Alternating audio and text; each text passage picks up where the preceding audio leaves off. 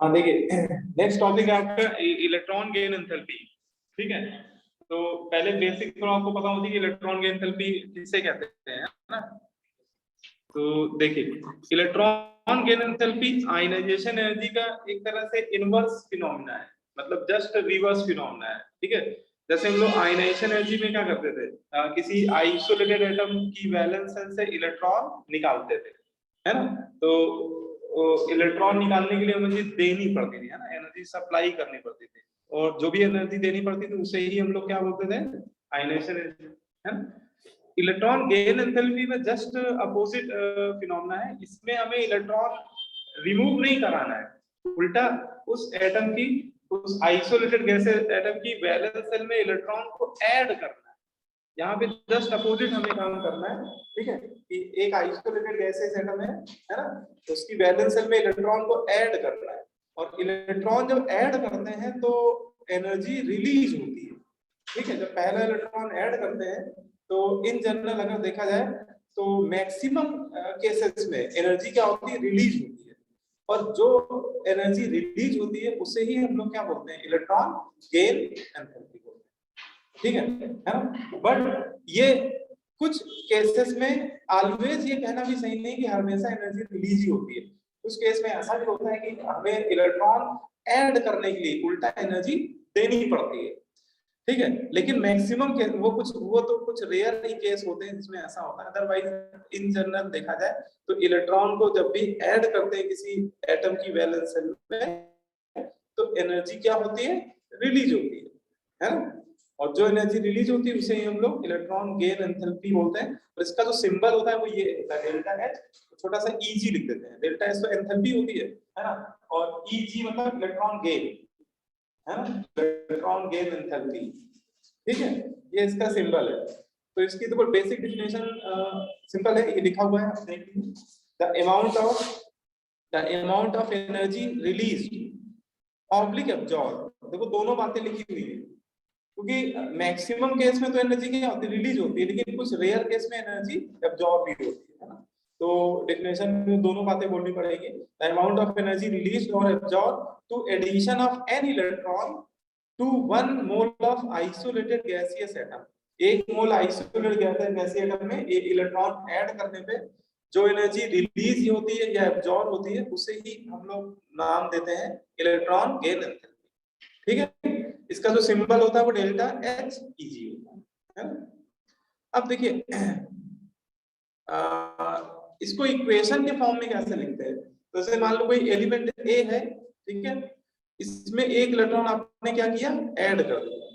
तो एक electron add करने पे उस पे कौन सा चार्ज आएगा, -1 का, मतलब उसका एनायन बन जाएगा। तो कभी भी किसी भी एलिमेंट की इलेक्ट्रॉन गेन एंथैल्पी की इक्वेशन लिखनी हो तो आप ऐसे ही लिखिएगा, वो एलिमेंट लिख दीजिएगा, है ना, उसकी, हाँ, लेकिन उसकी फेस गैसियस होनी चाहिए। Electron gain enthalpy gaseous face में जब एलिमेंट होता है तभी डिफाइंड होती है, और उसमें इलेक्ट्रॉन ऐड करेंगे और ऐड करके उसको एनायनिक फॉर्म में करेंगे, उस पे -1 का चार्ज आ जाएगा। ठीक है, और इस फिनोमिना में जो भी एनर्जी क्या होगी, रिलीज होगी या एब्जॉर्ब होगी, उसे ही हम लोग क्या बोल देंगे, एंथैल्पी ऑफ एब्जॉर्प्शन, या फिर इसे हम लोग बोल देंगे इलेक्ट्रॉन गेन एंथैल्पी, है ना, टू द पॉइंट बोला जाए तो ये क्या है, इलेक्ट्रॉन गेन एंथैल्पी। ठीक है, अब इसका साइन देखो प्लस और माइनस दोनों लिखा हुआ है, तो ये आपको समझ में आना चाहिए कि एंथैल्पी का साइन पॉजिटिव जो होता है वो हमें बताता है कि एनर्जी क्या हो रही है, सिस्टम एनर्जी रिलीज कर रहा है। जब भी सिस्टम एनर्जी रिलीज करता है तो एंथैल्पी का साइन क्या होता है, पॉजिटिव होता है ना? और माइनस भी लिखा हुआ है क्योंकि अभी हमने डिस्कस किया कि अभी है ना, कि हमेशा ऐसा नहीं होता कि हमेशा एनर्जी रिलीज ही होती है, कुछ केस में एनर्जी देनी भी पड़ती है। तो जब एनर्जी रिलीज होगी तो वो माइनस साइन के साथ लिखी जाएगी, है ना। ये पता है ना, हीट अगर जब रिलीज होती है तो उसको किस साइन के साथ लिखते हैं, अगर कोई रिएक्शन से हीट निकल रही है तो उसका डेल्टा एच निगेटिव होता है, मतलब वो प्रोसेस बोलते हैं थर्मोडायनेमिक्स की लैंग्वेज में एक्सोथर्मिक होता है। ठीक है, और अगर किसी रिएक्शन में हीट हमें देनी पड़ रही है उस रिएक्शन को कराने के लिए, या वो उस प्रोसेस को कराने के लिए हीट देनी पड़ रही है, तो वो कैसी प्रोसेस होती है, वो एंडोथर्मिक होती है, उसका डेल्टा एच पॉजिटिव होता है। ठीक है ना, ये थोड़ा सा ध्यान रखना है ना। तो यहाँ पे वही चीज देखो लिखा हुआ है कि डेल्टा एच में भी आपसे डेल्टा एच ईजी में भी आपसे कल पूछा है कि इलेक्ट्रॉन की एंथैल्पी थर्मोडायनेमिक्स की लैंग्वेज में कैसा होगी, एक्सोथर्मिक एंडोथर्मिक। तो इट में बी एक्सोथर्मिक और एंडोथर्मिक। ये एक्सोथर्मिक भी हो सकती है, मैक्सिमम केस में एक्सोथर्मिक होती है ना, लेकिन कुछ रेयर केस में ये एंडोथर्मिक भी होती है। ठीक है। अच्छा, अब इसमें आते हैं कि कब एक्सो होगी कब एंडो होगी, ये कैसे पता चलेगा। तो देखिए, जो फर्स्ट इलेक्ट्रॉन गेन एंथैल्पी होती है, जब किसी एटम में पहला इलेक्ट्रॉन ऐड करते हैं तो एनर्जी रिलीज होती है। ठीक है, तो फर्स्ट इलेक्ट्रॉन की एंथैल्पी क्या होती है, एक्सोथर्मिक होती है ना। तो उसका डेल्टा एच क्या होता है, निगेटिव होता है, डेल्टा एच इसी निगेटिव होता है। लेकिन इसमें भी कुछ एक्सेप्शनल केस है, ऐसा ऑलवेज कहना सही नहीं है कि फर्स्ट इलेक्ट्रॉन की एंथैल्पी ऑलवेज, कहीं पर अगर ये स्टेटमेंट लिखा हो फर्स्ट इलेक्ट्रॉन की एंथैल्पी इज ऑलवेज एक्सोथर्मिक, तो ये स्टेटमेंट क्या हो जाएगा, फॉल्स हो जाएगा, क्योंकि इसके कुछ एक्सेप्शनल केस है। नोबेल गैस है, नोबेल गैसों की जो फर्स्ट इलेक्ट्रॉन की एंथैल्पी होती है वो एक्सोथर्मिक ना होकर क्या होती है, एंडोथर्मिक होती है। उसका रीजन भी होता है कि नोबेल गैस जो एलिमेंट होते हैं वो फुली फिल्ड होते हैं। वो कैसे होते हैं, फुली फिल्ड होते हैं।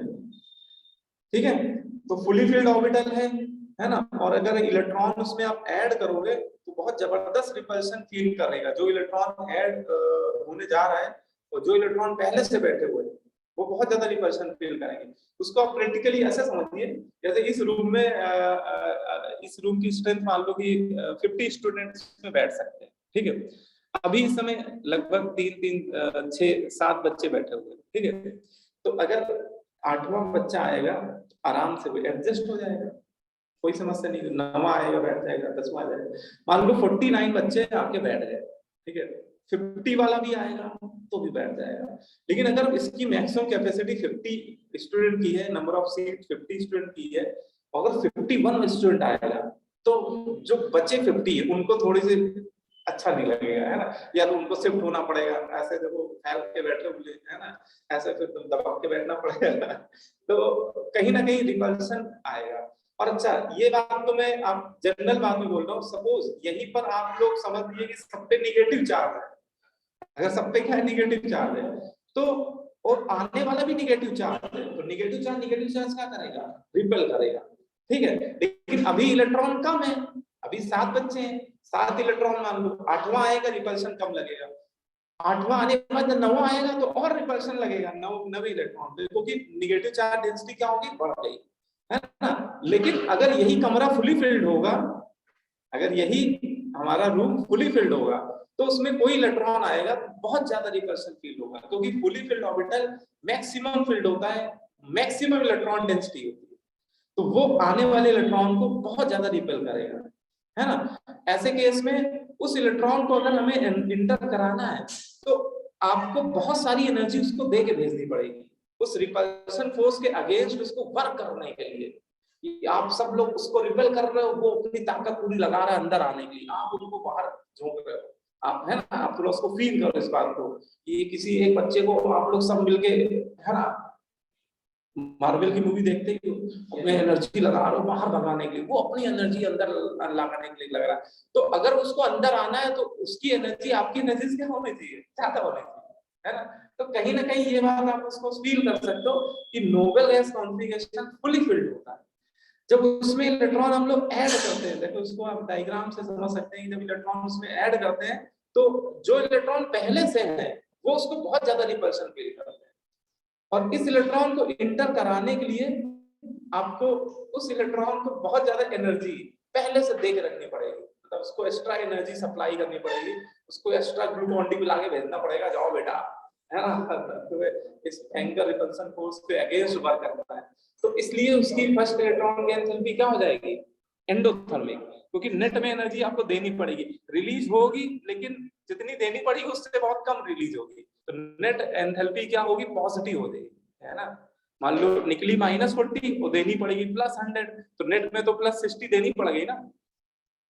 तो ये आपको थोड़ा सा पता होना चाहिए कि फर्स्ट इलेक्ट्रॉन की एंथैल्पी इन जनरल एक्सोथर्मिक होती है, लेकिन जैसे नोबेल गैस हो गया और दो एलिमेंट और याद रखिएगा, ये दोनों वैसे सेकंड पीरियड के एलिमेंट है, नाइट्रोजन और बेरिलियम, इनकी भी एंडोथर्मिक होती है। इनकी क्यों एंडोथर्मिक होती है?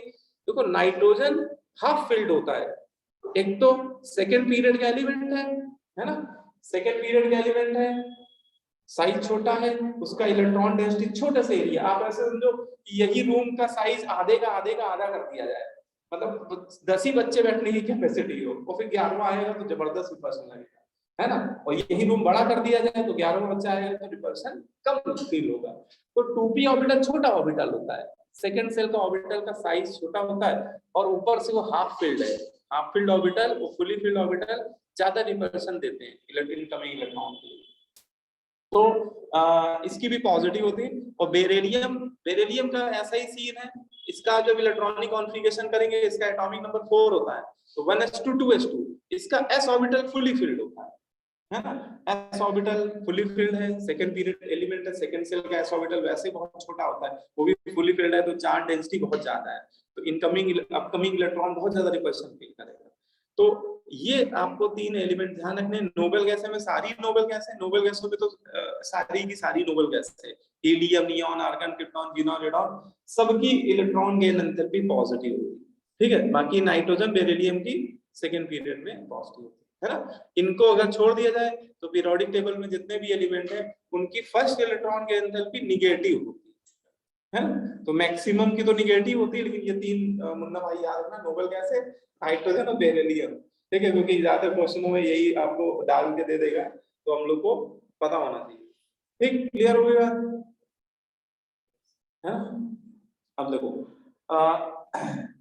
इलेक्ट्रॉन गेन एंथैल्पी को कौन सा फैक्टर इफेक्ट करते हैं, उसकी हम लोग चलो बात करते हैं। जैसे कोई एलिमेंट ए है, ठीक है, अब ये न्यूट्रल है ना।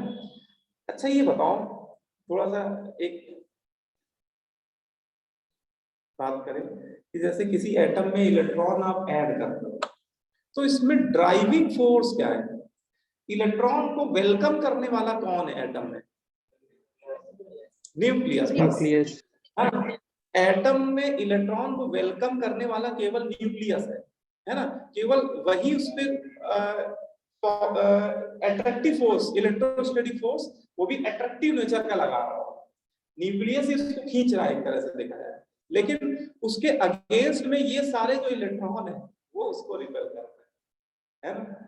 अब अगर ऐसा कभी हो कि रिपल्सिव फोर्स ज्यादा लग रहा हो, attractive force, repulsive force attractive force से डोमिनेंट हो, मतलब जो इलेक्ट्रॉन इलेक्ट्रॉन रिपल्शन है वो न्यूक्लियस के जेड इफेक्टिव से क्या हो, डोमिनेंट हो, तो वहां पर आपको इलेक्ट्रॉन ऐड करने के लिए एनर्जी देनी पड़ेगी, जो केस नोबेल गैस में होता है, नाइट्रोजन, बेरिलियम में, है ना। लेकिन नोबेल गैस, नाइट्रोजन, बेरिलियम को अगर छोड़ दिया जाए तो बाकी जितने भी गैस होते हैं उसमें न्यूक्लियस का जो जेड इफेक्टिव होता है, मतलब जो ये अट्रैक्टिव फोर्स होता है, ये डोमिनेंट होता है, रिपल्सिव फोर्स लग रहे होते हैं लेकिन as compare to Z effective कम लग रहा है, ठीक है। तो एक बात ये समझ में आई। अच्छा ये बताओ कि अगर जेड इफेक्टिव कम होने लगेगा, है ना, अगर किसी एटम का जेड इफेक्टिव कम हो जाए तो उसका इलेक्ट्रॉन ऐड करना उसमें आसान होगा कि डिफिकल्ट होगा? डिफिकल्ट होने का मतलब उसका इलेक्ट्रॉन गेन एंथैल्पी ज्यादा होगी कि कम होगी? अगर जेड इफेक्टिव कम हुआ तो इलेक्ट्रॉन की एंथैल्पी कम हो जाएगी, मतलब क्योंकि एनर्जी निकलेगी कम, इलेक्ट्रॉन की एंथैल्पी एक्चुअली जो निकलती है एनर्जी उसको हम लोग बोलते हैं। और अगर मान लो जेड इफेक्टिव बढ़ गया किसी वजह से तो इलेक्ट्रॉन को खींचेगा, जितना आसानी से इलेक्ट्रॉन इंटर होगा उतनी ज्यादा एनर्जी रिलीज होगी, है ना। सिंपल सी बात आपको ध्यान रखनी है, ऐसे समझोगे तो आप बिल्कुल आसानी से क्वेश्चन आंसर तक पहुंच जाओगे। जेड इफेक्टिव जब भी बढ़ेगा तो एटम इलेक्ट्रॉन को ज्यादा फोर्स से खींचेगा अपनी तरफ, और जितनी आसानी से इलेक्ट्रॉन इंटर होगा ना उतनी ज्यादा एनर्जी रिलीज होगी, उतना उसका इलेक्ट्रॉन की एंथैल्पी ज्यादा होगी। और जितना जेड इफेक्टिव कम होगा उतना जो कि अट्रैक्टिव फोर्स है वो वीक होते जाएंगे, और वही ड्राइविंग फोर्स है, ड्राइविंग फोर्स कमजोर होते जाएंगे तो इलेक्ट्रॉन रिपल्शन थोड़ा सा उसके रिस्पेक्ट में बढ़ेगा ही, तो वहां इलेक्ट्रॉन की एंथैल्पी क्या होती, कम होने लगती, ठीक है। तो इसको ऐसे समझिए, ये जो एग्जांपल है इससे समझ लीजिए जैसे एक एटम है, अभी उसका P/E रेशियो निकालो, तो इसका इसके न्यूक्लियस में Z प्रोटॉन है और Z ही न्यूट्रॉन है ना, Z प्रोटॉन है Z ही इलेक्ट्रॉन है। तो अभी इसका Z/E मतलब कि इसका जो Z इफेक्टिव है, Z इफेक्टिव एक्चुअली किसके बराबर, देखो ये लिख देता हूँ यहाँ पे, Z इफेक्टिव एक्चुअली किसके बराबर होता है, P/E रेशियो के बराबर। ठीक है, तो प्रोटॉन Z है, इलेक्ट्रॉन अभी तो न्यूट्रल है, जितने प्रोटॉन होते हैं तो अभी 1। ठीक है, आपने जैसे ही इलेक्ट्रॉन ऐड किया तो देखो सिचुएशन चेंज हो गई। क्यों? क्योंकि देखो प्रोटॉन तो जड़ ही रहे हैं, लेकिन इलेक्ट्रॉन कितने हो गए, Z+1 हो गए। तो अब बताओ कि ये जो Z इफेक्टिव नया वाला वो 1 से बढ़ गया कि घट गया? 1 से कम हो गया है ना, गुड। 1 से कम हो गया, इसका मतलब Z इफेक्टिव घट गया। और Z इफेक्टिव घटने का मतलब कि अब जब इसमें दूसरा इलेक्ट्रॉन ऐड करोगे, मतलब कि सेकंड इलेक्ट्रॉन गेन एंथैल्पी की बात करें, तो बताओ वो फर्स्ट इलेक्ट्रॉन गेन एंथैल्पी से कम होगी कि ज्यादा होगी? मतलब जेड इफेक्टिव कम हो गया, जो उसको वेलकम करने वाला था वही फोर्स ही कम हो गया, तो एनर्जी रिलीज कम हो गया, है ना। ठीक है, क्लियर है। तो यहाँ पे ये बोला जाता है कि जैसे जैसे आप इलेक्ट्रॉन ऐड करते जाओगे वैसे वैसे इलेक्ट्रॉन गेन एंथैल्पी क्या होने लगती, कम होने लगती। ठीक है ना। देखो यहाँ पे लिख भी दिया है मैंने कि Z effective actually driving force होता है, और जेड इफेक्टिव अगर कम होता है तो इलेक्ट्रॉन गेन एंथैल्पी कम होती है। Electron gain enthalpy actually directly proportional है किसके, इफेक्टिव न्यूक्लियर चार्ज।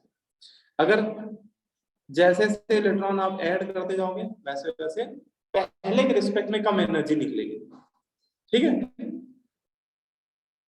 और इसका एक ये भी दो बातें एक साथ हम लोग को समझनी है कि देखो दो चीजें हो रही है, एक तो जेड इफेक्टिव कम हो रहा है, ठीक है, और जैसे ही एक आपने इलेक्ट्रॉन ऐड कर दिया तो वो इलेक्ट्रॉन भी रिपल्शन दे रहा होगा। जब आप दूसरा इलेक्ट्रॉन ऐड करने जा रहे होगे तो एक इलेक्ट्रॉन बढ़ चुका है ना, और वो भी इलेक्ट्रॉन इलेक्ट्रॉन रिपल्शन क्या हो रहा होगा, बढ़ रहा होगा।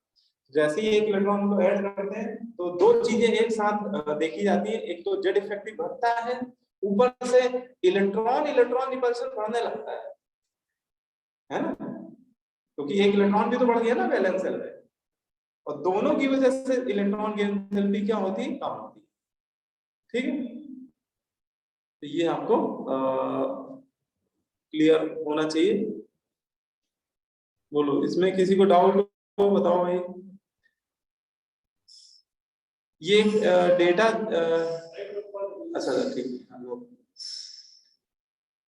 जेड इफेक्टिव और जैसे ही एक इलेक्ट्रॉन आप ऐड करेंगे किसी भी एलिमेंट में तो उसका जेड इफेक्टिव घटेगा, लेकिन साथ ही साथ जो रिपल्सिव फोर्स है वो बढ़ जाएगी। रिपल्सिव फोर्स कौन से, वो इलेक्ट्रॉन इलेक्ट्रॉन के बीच में लगने वाले रिपल्सिव फोर्स है। जो इलेक्ट्रॉन पहले से बैठे हुए हैं वैलेंस शेल में, और जो आपका गेस्ट इलेक्ट्रॉन है जो इंटर करने आ रहा है उस पे इनके बीच में लगने वाले फोर्स बढ़ेंगे।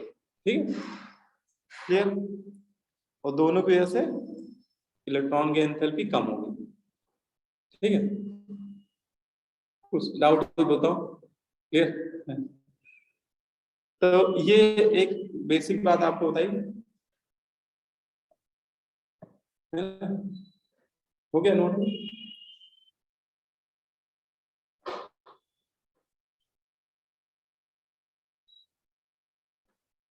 तो मेन बात जो है वो ये वाली है कि इलेक्ट्रॉन की एंथैल्पी जेड इफेक्टिव के डायरेक्टली प्रोपोर्शनल है, लेकिन इलेक्ट्रॉन इलेक्ट्रॉन रिपल्शन के इनवर्सली प्रोपोर्शनल है, क्योंकि इलेक्ट्रॉन इलेक्ट्रॉन रिपल्शन बढ़ेगा तो जेड इफेक्टिव कम होगा।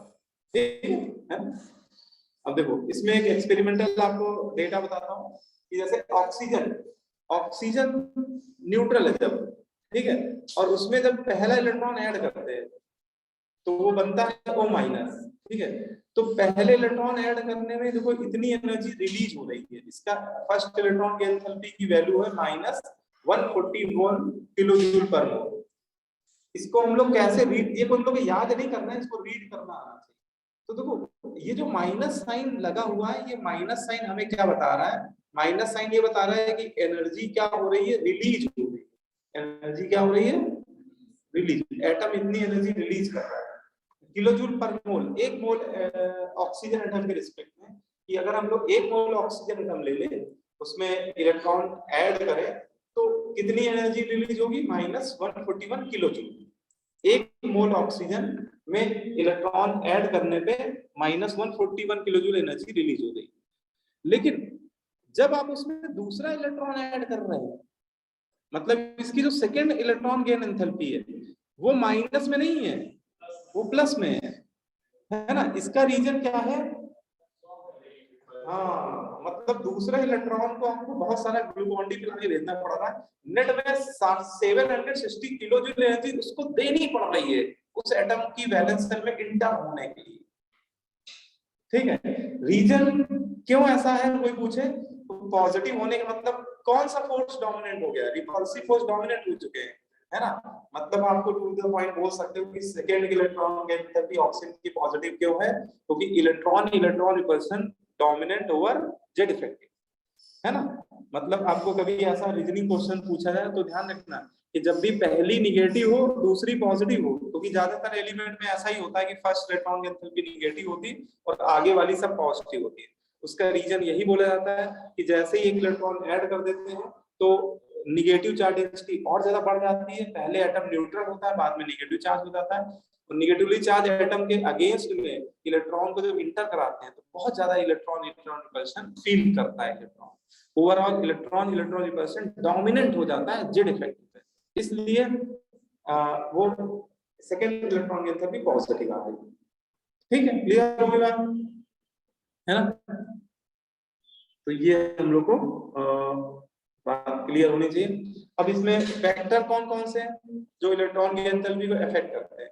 फैक्टर अफेक्टिंग इलेक्ट्रॉन की एंथैल्पी, तो पहला तो फैक्टर देखो यही हो गया इफेक्टिव न्यूक्लियर, अभी हम डिस्कस कर ही रहे थे कि जो इफेक्टिव न्यूक्लियर चार्ज होता है वो इलेक्ट्रॉन की एंथैल्पी के डायरेक्टली, हाँ ये ध्यान रखना, जो डायरेक्टली प्रोपोर्शनल होता है ये केवल उसका मैग्नीट्यूड होता है, उसमें हम लोग साइन को कंसीडर नहीं कर रहे, है ना। साइन तो बस ये बता रहा है कि इतनी एनर्जी रिलीज हो रही है, ठीक है। तो उसका जितना जेड इफेक्टिव बढ़ेगा उतनी ज्यादा रिलीज होगी, है ना। माइनस तो रहेगा ही, तो ये पॉइंट आपको पता होना चाहिए कि जेड इफेक्टिव डायरेक्टली प्रोपोर्शनल है, लेकिन उसका जो मैग्नीट्यूड है वो डायरेक्टली प्रोपोर्शनल, ठीक है। अच्छा, कहीं पर अगर इलेक्ट्रॉन एफिनिटी लिखा हो, कहीं पे क्या लिखा हो, ये कई बार आपसे ऑप्शन में ऑब्जेक्टिव क्वेश्चन में इलेक्ट्रॉन एफिनिटी वर्ड मिलेगा आपको, तो इलेक्ट्रॉन एफिनिटी क्या बला है? तो देखो electron affinity actually electron gain enthalpy का निगेटिव वैल्यू के बराबर होता है। Electron affinity is the negative value of electron gain enthalpy, है ना। अगर इसकी बगल में लिख लो, छोटी सी डिफिनेशन लिख लो, इलेक्ट्रॉन गेन एफिनिटी एक्चुअली कोई नई चीज नहीं है, वो इलेक्ट्रॉन गेन एंथैल्पी की निगेटिव वैल्यू के बराबर होती है। लिख लो, electron affinity is the negative value of electron gain enthalpy, ठीक है। तो कभी आपको मान लो किसी एलिमेंट की इलेक्ट्रॉन गेन एंथैल्पी दी हुई हो क्वेश्चन में, मान लो किसी एलिमेंट की electron gain enthalpy -x kilo joule per mole, और वो पूछे बताओ उसी एलिमेंट की इलेक्ट्रॉन एफिनिटी कितनी होगी, तो +x हो जाएगी, बस उसमें माइनस से मल्टीप्लाई कर देना तो +x हो जाएगी, ठीक है। तो इस तरह से आप समझ सकते हो। तो इलेक्ट्रॉन एफिनिटी जो है वो इलेक्ट्रॉन गेन एंथैल्पी के माइनस साइन है ना, निगेटिव वैल्यू के बराबर, ठीक है। हाँ, ठीक है। तो पहला फैक्टर है इफेक्टिव न्यूक्लियर चार्ज, है ना। अब इसका वेरिएशन अगर देखें हम लोग कि पीरियोडिक टेबल में अगर हम लोग लेफ्ट टू राइट मूव करें पीरियड के लॉन्ग, तो हम लोग पढ़ चुके हैं कि जेड इफेक्टिव क्या होता है, इंक्रीज होता है। अच्छा, जेड इफेक्टिव इंक्रीज होगा तो इलेक्ट्रॉन एफिनिटी भी क्या होगी, इंक्रीज होगी, है ना। और अच्छा ऐसा समझो, जेड इफेक्टिव बढ़ रहा है तो इलेक्ट्रॉन गेन एंथैल्पी का मैग्नीट्यूड क्या होगा, बढ़ेगा, उसका मॉड वैल्यू बढ़ेगी, और उसी का मॉड वैल्यू एक तरह से क्या है, इलेक्ट्रॉन एफिनिटी है, तो इलेक्ट्रॉन एफिनिटी भी बढ़ेगी। तो इन जनरल हम लोग बोलते हैं एक्सेप्ट सम एक्सेप्शनल केसेस, क्योंकि सेकंड पीरियड में 2 मुन्ना भाई ऐसे मिलेंगे नाइट्रोजन और बेरिलियम, जिनमें ये ऑर्डर पूरी तरह से वैलिड नहीं होगा, उनकी क्योंकि पॉजिटिव होती है ना, बाकियों की निगेटिव होती है, उनको अगर छोड़ दो तो पीरियड में लेफ्ट टू राइट मूव करने में जेड इफेक्टिव बढ़ने के साथ साथ इलेक्ट्रॉन एफिनिटी भी बढ़ती है, और उसका इलेक्ट्रॉन गेन एंथैल्पी का मैग्नीट्यूड भी बढ़ता है, ठीक है। तो लेकिन इसमें ये भी लिख लेना, ये एक्सेप्शनल केस में लिखो except nitrogen and beryllium and noble gas, मतलब अगर ये दे दिए जाए तो इनको हटा दीजिएगा, मतलब इनकी क्योंकि पॉजिटिव होती है नो गैस, ठीक है, क्योंकि इनकी इलेक्ट्रॉन की एंथैल्पी क्या होती है, पॉजिटिव, ठीक है। इनको हटा के फिर आप लिख देंगे तो ऑर्डर आपका करेक्ट आ जाएगा, या क्वेश्चन में हो सकता है कि ये पहले से हटा के दे दिए, ठीक है। तो पीरियड में लेफ्ट टू राइट मूव करने पे इलेक्ट्रॉन की एंथैल्पी बढ़ती है ना, उसमें नाइट्रोजन बेरिलियम नोबल गैस को छोड़ के ये बात हो रही, ठीक है। दूसरा फैक्टर है इसमें size of atom, second factor है साइज एटम। ये वाला फैक्टर एक्चुअली बेटा अलोंग द ग्रुप एप्लीकेबल,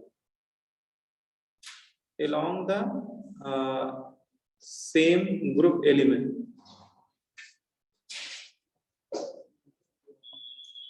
ठीक है। किसी एक पर्टिकुलर ग्रुप के अलोंग टॉप टू बॉटम जब हम लोग ऊपर से नीचे मूव करते हैं, है ना, तो एटम का साइज क्या होता है, बढ़ता है, और साइज के इनवर्सली प्रोपोर्शनल होती है इलेक्ट्रॉन की एंथैल्पी, है ना, उसका जो मैग्नीट्यूड होता है, या उसी को हम लोग इलेक्ट्रॉन एफिनिटी भी बोल सकते हैं। तो जैसे जैसे हम लोग टॉप टू बॉटम जाते हैं तो साइज बढ़ता है, उसके साथ साथ इलेक्ट्रॉन की एंथैल्पी का वैल्यू कम होता है ना। तो ये है। अब इसमें कुछ एक्सेप्शनल केस बनते हैं, तीन आपको एक्सेप्शनल केस याद रखने हैं ग्रुप के अलावा। ग्रुप के अलावा एक आपका है हेलोजन फैमिली 17 ग्रुप, एक ऑक्सीजन फैमिली, एक नाइट्रोजन फैमिली। इन तीनों में ये ऑर्डर एग्जैक्टली जैसा थ्योरी में पढ़ रहे हैं वैसा फॉलो नहीं होता है, ठीक है। उसमें आपको पता होना चाहिए क्या होता है। देखो जैसे हेलोजन फैमिली में 17 ग्रुप की बात करें, 17 ग्रुप को हम लोग बोलते हैं हेलोजन फैमिली, है element of 17 group known as halogen family. Halogen family देखो फ्लोरीन सबसे ऊपर है, फिर क्लोरीन है, फिर ब्रोमीन है, आयोडीन, ठीक है। ये एलिमेंट का ऑर्डर है। और अगर हम लोग इस केवल रिलेशन के रिस्पेक्ट में को कभी आंसर दे दें अगर हम लोग, तो उसके अकॉर्डिंग तो जैसे से ऊपर से नीचे आ रहे हैं साइज बढ़ रहा है, तो इलेक्ट्रॉन की एंथैल्पी कम होनी चाहिए, सबसे ज्यादा होनी चाहिए किसकी, फ्लोरीन की, फिर क्लोरीन की, फिर ब्रोमीन की, फिर आयोडीन की। भाई अगर हम लोग इस ऑर्डर के अकॉर्डिंग बोले तो यही तो होना चाहिए ऑर्डर, है ना। लेकिन यहाँ पे एक करेक्शन देखने को मिलता है, जब इनका एक्सपेरिमेंटल डेटा देखते हैं तो एग्जैक्टली ये ऑर्डर नहीं आता, मतलब ये ऑर्डर अगर लिख दोगे तो आंसर गलत हो जाएगा, ये ऑर्डर रॉन्ग है। इसमें देखा गया था कि क्लोरीन के इलेक्ट्रॉन की एंथैल्पी फ्लोरीन से ज्यादा होता है, ठीक है। मतलब हेलोजन फैमिली में जो करेक्ट ऑर्डर है, सबसे ज्यादा इलेक्ट्रॉन की एंथैल्पी क्लोरीन की, फिर फ्लोरीन की, फिर ब्रोमीन की, फिर ये आपका ऑर्डर देखने को मिलता है, ठीक है, क्लियर है। तो ये ऑर्डर आता है देखने में। अब यहाँ पे क्वेश्चन आता है कि जहां पे करेक्शन आएगा, जहां पे एक्सेप्शनल ऑर्डर आएगा, वहीं पे क्वेश्चन अराइज हो जाएगा कि भैया क्लोरीन की इलेक्ट्रॉन की एंथैल्पी क्यों ज्यादा होती है ना, why chlorine have more electron की एंथैल्पी देन क्लोरीन, ठीक है। तो उसमें देखो रीजन आपको सिंपल वे में देना है, देखो एक तरफ फ्लोरीन लिख लेना, एक तरफ क्लोरीन लिख लेना। फ्लोरीन का इलेक्ट्रॉनिक कॉन्फ़िगरेशन करके दिखा देना 1s2, फ्लोरीन का एटॉमिक नंबर 9 होता है, 1s2 2s2 2p5, है ना। फ्लोरीन का 17 होता है, इसका जब करोगे तो 1s2 2s2 2p6, उसके बाद आएगा 3s2 3p5, ठीक है।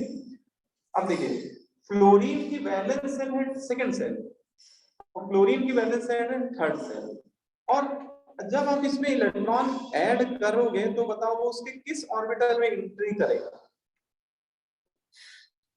पी में करेगा, एस तो भरा पड़ा है ना, सेकंड सेल का एस ऑर्बिटल तो फुली फिल्ड है, तो इसका मतलब वो इलेक्ट्रॉन जो इंटर करेगा वो पी में ही करेगा, क्लोरीन में 2p में करेगा, है ना, और क्लोरीन में 3p।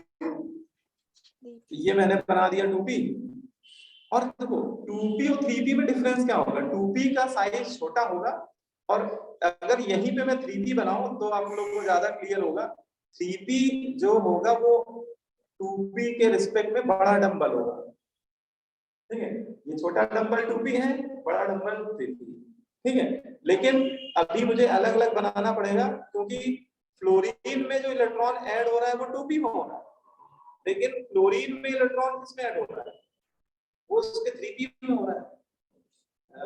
ये देखो 3p बड़ा बना दिया, इसमें एक इलेक्ट्रॉन ऐड हो रहा है, एक इलेक्ट्रॉन इसमें ऐड हो रहा है, ठीक है। अब देखो पहले से कितने इलेक्ट्रॉन है, पहले से देखो 5 इलेक्ट्रॉन इसमें भरे पड़े हैं, और क्लोरीन के भी p ऑर्बिटल में इलेक्ट्रॉन का नंबर सेम है, उसमें भी 5 इलेक्ट्रॉन है।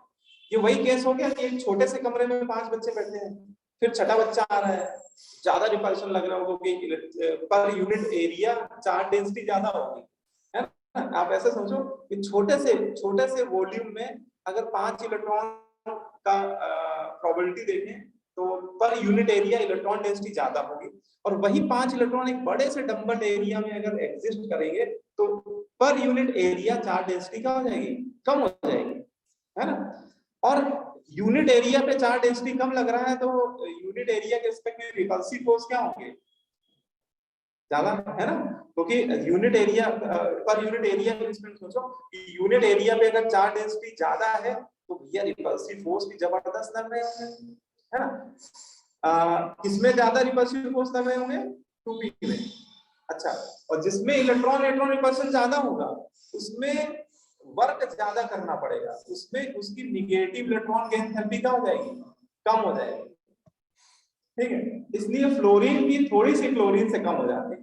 हम लोग थ्योरी में ज्यादातर ऐसा बोलते थे कि क्लोरीन की बढ़ जाती है, लेकिन एक्चुअली देखा जाए क्लोरीन की बढ़ नहीं रही है, उल्टा फ्लोरीन की कम हो रही है, क्योंकि फ्लोरीन में उसके छोटे से p ऑर्बिटल में इलेक्ट्रॉन डेंसिटी ज्यादा है due to small size of 2p orbital, electron density इसमें काफी ज्यादा है, और इसकी वजह से ये काफी ज्यादा इलेक्ट्रॉन इंटरेक्शन फील कर रहा होगा, ठीक है। तो आपको अगर टू द पॉइंट बोलना है तो टू द पॉइंट आंसर बस यही बोलना पड़ेगा, due to small size of, इसको सीधे मैं लिख देता हूँ या आगे लिखा होगा, अगर आप देखो उसमें नहीं लिखा होगा, मैं लिख देता हूँ, देख लो upcoming electron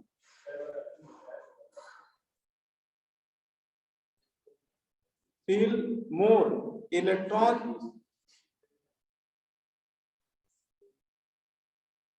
upcoming electron experience more electron repulsion in small 2p orbital of fluorine atom as compared to 3p orbital of chlorine atom.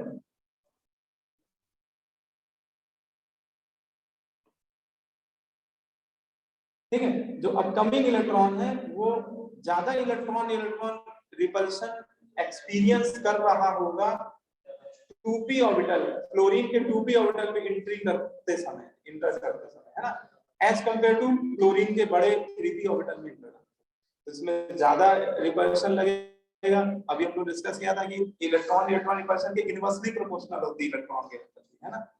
इसको ऐसे लिख लो, electron delta H Eg is inversely proportional to electron repulsion. तो fluorine में बेटा ज्यादा electron repulsion लग रहा है तो उसकी इलेक्ट्रॉन गेन एंथैल्पी घट जाएगी, मतलब फ्लोरीन की क्लोरीन से कम हो जाएगी, ठीक है। बात समझ में आ गई, तो ये आपको ध्यान रखना है। तो एक तो एक्सेप्शनल केस ये हो गया हमारा 17 ग्रुप में, हाँ बिल्कुल 17 ग्रुप में 17 ग्रुप में फ्लोरीन का इलेक्ट्रॉन गेन एंथैल्पी कम हो जाता है फ्लोरीन से, क्लोरीन से।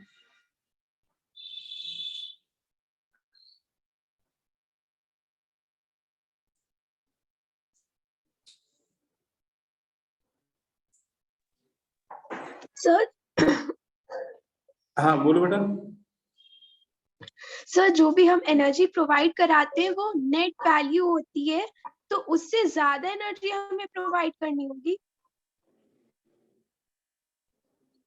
किस केस में, फ्लोरीन के केस में ना, सर नॉर्मली हर केस पे। एग्जैक्टली क्वेश्चन आपका क्या है कि जितनी एनर्जी, सर जैसे जो एनर्जी प्रोवाइड जो रिलीज होती है वो कम होती है, जो प्रोवाइड से तो जो वैल्यू होती है वो नेट वैल्यू होती है, तो हमें ज्यादा एनर्जी प्रोवाइड करानी पड़ेगी इलेक्ट्रॉन की एंट्री के लिए। नहीं नहीं, देखो आपको मैं डेटा से थोड़ा और समझाता हूँ। देखो हेलोजन्स में अगर देखा जाए तो हेलोजन में सभी की इलेक्ट्रॉन की एंथैल्पी निगेटिव होती है, किसी की पॉजिटिव नहीं होती है ना। अगर आप Yes. एक्सपेरिमेंटल डेटा देखें तो हेलोजन्स में सभी की इलेक्ट्रॉन की एंथैल्पी निगेटिव है, ये इनका एग्जैक्ट एनसीईआरटी का ही डेटा है, मतलब किसी की पॉजिटिव नहीं है, ठीक है। लेकिन फ्लोरीन की लेस निगेटिव हो गई है। अगर देखा जाए तो फ्लोरीन की इलेक्ट्रॉन की एंथैल्पी क्लोरीन से थोड़ा सा लेस निगेटिव हो गई है। इसका रीजन हम लोग को देना पड़ेगा कि ये लेस निगेटिव क्यों हो रही है। तो लेस निगेटिव इसलिए हो रही है क्योंकि फ्लोरीन के स्मॉल 2p ऑर्बिटल में जब इलेक्ट्रॉन एंटर कर रहे हैं तो वो इलेक्ट्रॉन ज्यादा इलेक्ट्रॉन रिपल्शन एक्सपीरियंस कर रहा है as compare to 3p orbital of fluorine, ठीक है ना। यहाँ किसी की पॉजिटिव नहीं है ना, यहाँ किसी की पॉजिटिव नहीं है सबकी निगेटिव, ठीक है। हाँ क्या करो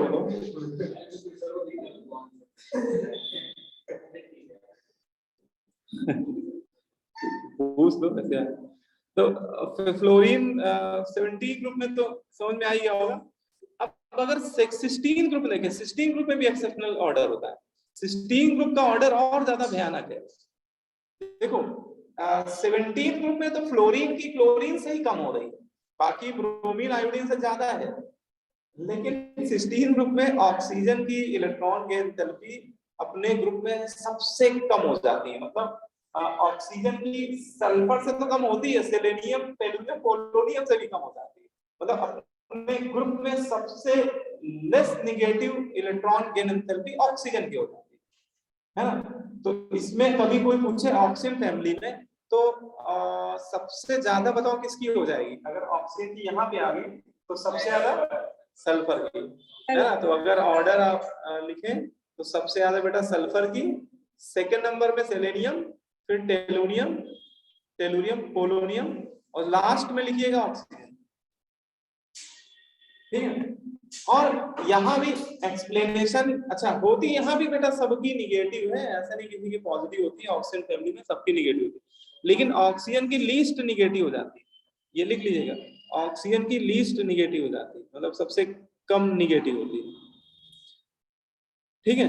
इसका रीजन कहीं ना कहीं वही है कि ऑक्सीजन सेकंड पीरियड एलिमेंट है, उसमें इलेक्ट्रॉन उसके 2p ऑर्बिटल में फिल हो रहा है, और 2p ऑर्बिटल छोटा सा ऑर्बिटल है, electron density per unit area ज्यादा है, तो वो ज्यादा इलेक्ट्रॉन रिपल्शन फील कर रहा होगा, है ना। तो उसकी उसमें इलेक्ट्रॉन रिपल्शन ज्यादा होने से वो सबसे लेस निगेटिव होगा, ठीक है।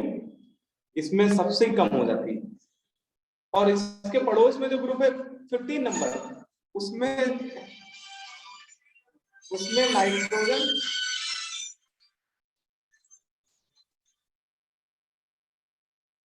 नमस्कार, यह कॉल आपको बेसिक शिक्षा विभाग फोन नहीं उठाओ तो बार बार आता ही रहेगा। इसमें 15 ग्रुप में क्या होता है कि नाइट्रोजन की अपने ग्रुप में सबसे कम होती है, लेकिन 0 से भी कम हो जाती है। मतलब क्या हो जाती है, पॉजिटिव हो जाती है। मतलब ऐसा समझो कि इन सब की निगेटिव है, मतलब उसको नंबर लाइन से समझ लो कि इसमें सबकी निगेटिव है, इन सबकी निगेटिव वैल्यू है, और यहाँ पे 0 कहीं आ रहा है, और नाइट्रोजन की 0 से भी नीचे हो जाती है, मतलब नाइट्रोजन की पॉजिटिव हो जाती है ना। और ये देखो मैंने डेटा लिख दिया है यहाँ पे, नाइट्रोजन की इलेक्ट्रॉन की एंथैल्पी +7 किलोजूल पर मोल है, +7। बाकी अच्छे जितने हैं उनकी निगेटिव ही है, ठीक है। और कोई पूछे इसका क्या रीजन है, तो यहाँ पे दो बातें बोलनी पड़ेंगी। एक तो नाइट्रोजन का जो ऑर्बिटल है वो 2p है, वो तो ठीक है, साइज छोटा है, सब कुछ है, लेकिन वो हाफ फिल्ड भी, तो स्टेबल भी बहुत ज्यादा है, मतलब वो आसानी से इलेक्ट्रॉन को एंट्री होने देगा नहीं, क्योंकि जैसे P3 से एक इलेक्ट्रॉन ऐड करोगे P4 हो जाएगा, तो उसका स्टेबल कॉन्फ़िगरेशन क्या हो जाएगा, अनस्टेबल हो जाएगा, तो वो इलेक्ट्रॉन को एक्सेप्ट नहीं करेगा आसानी से, आपको बहुत ज्यादा एनर्जी उल्टा देनी पड़ेगी, मतलब नेट में आपको 7 किलो जूल एनर्जी देनी पड़ रही है इसमें, ठीक है। हाँ सबसे कम हो गई, क्योंकि उनकी निगेटिव है, इसकी निगेटिव से भी कम हो गई, पॉजिटिव पहुंच गई, है ना, तो इसके बोलते हैं least negative electron gain enthalpy, है ना, पॉजिटिव हो गई। तो ये 3 ग्रुप आप लोग जरूर याद रखिएगा, क्योंकि ग्रुप यही 3 ग्रुप ऐसे हैं जिनमें जो ऑर्डर है वो थोड़ा सा डिस्टर्ब हो जाता है। हाँ, इसके अलावा और किसी ग्रुप में ऐसा नहीं होता है। और हाँ, इसका रीजन लिख लीजिए, 2 बातें बोलनी पड़ेंगी, तो ये वाली बात तो बोलनी पड़ेगी कि इसका साइज छोटा है, नाइट्रोजन सेकंड पीरियड कहाँ गया होगा। हाँ, जैसे मैंने फ्लोरीन के लिए बोला कि फ्लोरीन में 2p ऑर्बिटल में इलेक्ट्रॉन इंटर हो रहा है, तो आप बोल देना कि नाइट्रोजन में भी 2p ऑर्बिटल में इंटर हो रहा है, स्मॉल ऑर्बिटल है, साइज छोटा है, लेकिन साथ में वो फुली हाफ फिल्ड भी बोलना पड़ेगा। Nitrogen atom is also half filled electronic configuration, और हाफ फिल्ड कॉन्फ़िगरेशन पहले से ही स्टेबल है, वो नहीं चाहेगा कि एक इलेक्ट्रॉन आने के बाद हम अनस्टेबल हो जाए, तो वो इलेक्ट्रॉन को एक्सेप्ट नहीं कर, हाफ फिल्ड और फुली फिल्ड ऑर्बिटल आसानी से इलेक्ट्रॉन एक्सेप्ट नहीं करते, है ना, फुली फिल्ड तो बिल्कुल ही नहीं करना चाहेंगे, तो इस वजह से उसमें एनर्जी पॉजिटिव, मतलब इलेक्ट्रॉन इंटरैक्शन इतना ज्यादा लगेगा कि आपको नेट में एनर्जी देनी पड़ेगी, प्लस 7 किलो जूल उसका डेटा जो है वो ये हम लोग को पता है, बाकी सबकी निगेटिव है, ठीक है, क्लियर। तो ये ध्यान रखना। बाकी देखो ग्रुप के लॉन्ग ये 3 एक्सेप्शनल गैस है, बाकी जितने भी नोबल गैस है बेटा, नोबल गैस में ध्यान रखना, नोबल गैस में जब भी इलेक्ट्रॉन ऐड करेंगे तो हमें एनर्जी देनी ही पड़ेगी, है ना, क्योंकि वो भी सब क्या है, फुली फिल्ड है, और फुली फिल्ड ऑर्बिटल होने वजह से वो बहुत लार्ज एक्सटेंट में इलेक्ट्रॉन इंटरैक्शन दे रही है, ठीक है। तो ये आपको जो एक्सेप्शनल केस है, हाँ वो ये याद रखने होंगे, क्योंकि यही पूछे भी जाते हैं मैक्सिमम क्वेश्चन। 17 ग्रुप में ऑर्डर ये बहुत पूछा जाता है, क्लोरीन की हाईएस्ट इलेक्ट्रॉन गेन एंथैल्पी हो जाती है अपने ग्रुप में, और 16 ग्रुप में सल्फर की हाईएस्ट हो जाती है, ऑक्सीजन की सबसे कम हो जाती है, और नाइट्रोजन फैमिली में भी सेम वैसा ही ऑर्डर है, लेकिन इसमें इतनी कम हो जाती है कि 0 से भी का मतलब नहीं है, पॉजिटिव हो जाती है, ठीक है।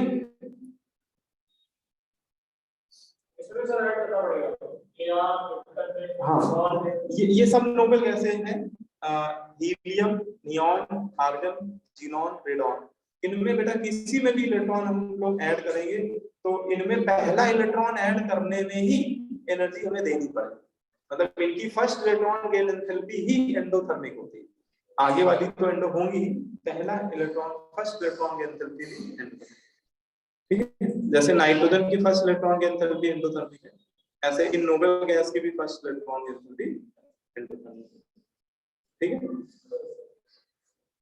अब आपसे अगर पूछा जाए कि पूरी पीरियोडिक टेबल में सबसे ज्यादा हाईएस्ट इलेक्ट्रॉन गेन एंथैल्पी किसकी है, क्लोरीन की, हाँ ठीक, क्योंकि इसको आप ऐसा समझ सकते हो, पीरियोडिक टेबल अगर आप देखो तो कुछ ऐसी होती है, ठीक है ना? और अभी हम तो पढ़ा जाते हैं कि लेफ्ट टू राइट जाने पे इलेक्ट्रॉन की एंथैल्पी क्या होती है, बढ़ती है घटती है,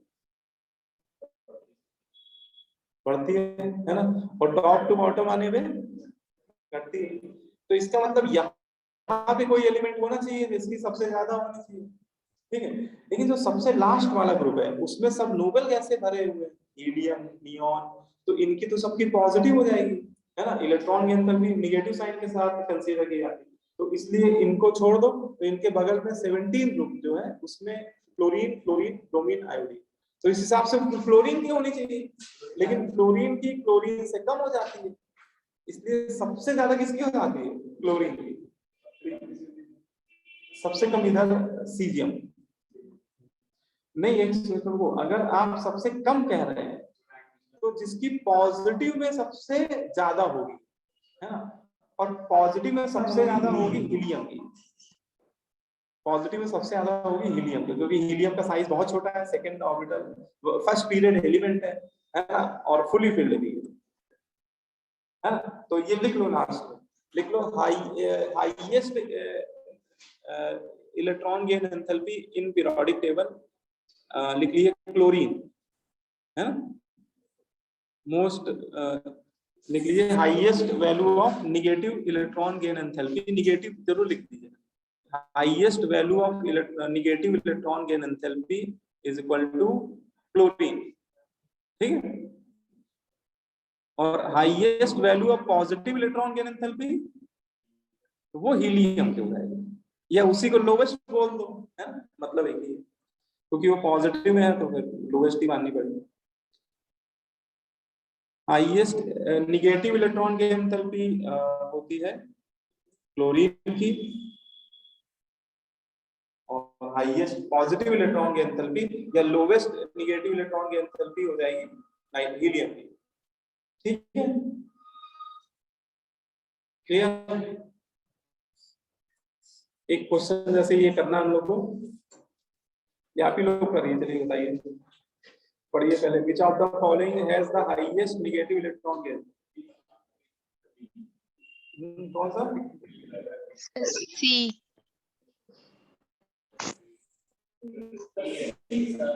सी है, हाँ सी है। अरे पहचानो, यही तो क्लोरीन है, ये क्लोरीन का इलेक्ट्रॉनिक कॉन्फ़िगरेशन दिया है ना। क्लोरीन के अभी हम लोग डिस्कस करें तो सबसे हाईएस्ट निगेटिव होती है, क्योंकि अगर आप 2s2 2p3 3s2 3p3, तो ये आपका नाइट्रोजन फैमिली को बिलोंग कर रहा है, और थर्ड पीरियड में नाइट्रोजन फैमिली होता है फास्फोरस।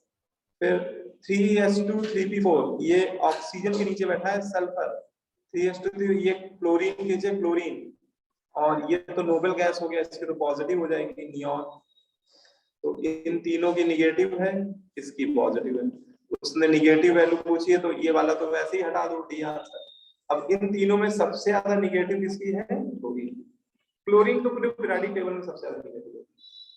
तो अगर आपसे most highest negative electron gain enthalpy पूछ रहा है तो आंसर सी हो जाएगा। थर्ड पीरियड में नियॉन सेकंड, हम सही करो बेटा, नियॉन सेकंड पीरियड में आता है, बिल्कुल सही कह रहे हो, आर्गन है बिल्कुल, है ना, थर्ड पीरियड एलिमेंट है तो आर्गन, ठीक है। अच्छा, इसी क्वेश्चन में पूछता है कि बताओ किसकी पॉजिटिव है, तो क्या आंसर देते? तो डी। क्वेश्चन में कुछ भी घुमा फिरा के, हाँ फिर डी हो जाता है। तो क्वेश्चन में कुछ भी आपसे पूछ सकता है इस तरह से। एक हाँ, एक ये भी क्वेश्चन, अच्छा हाँ,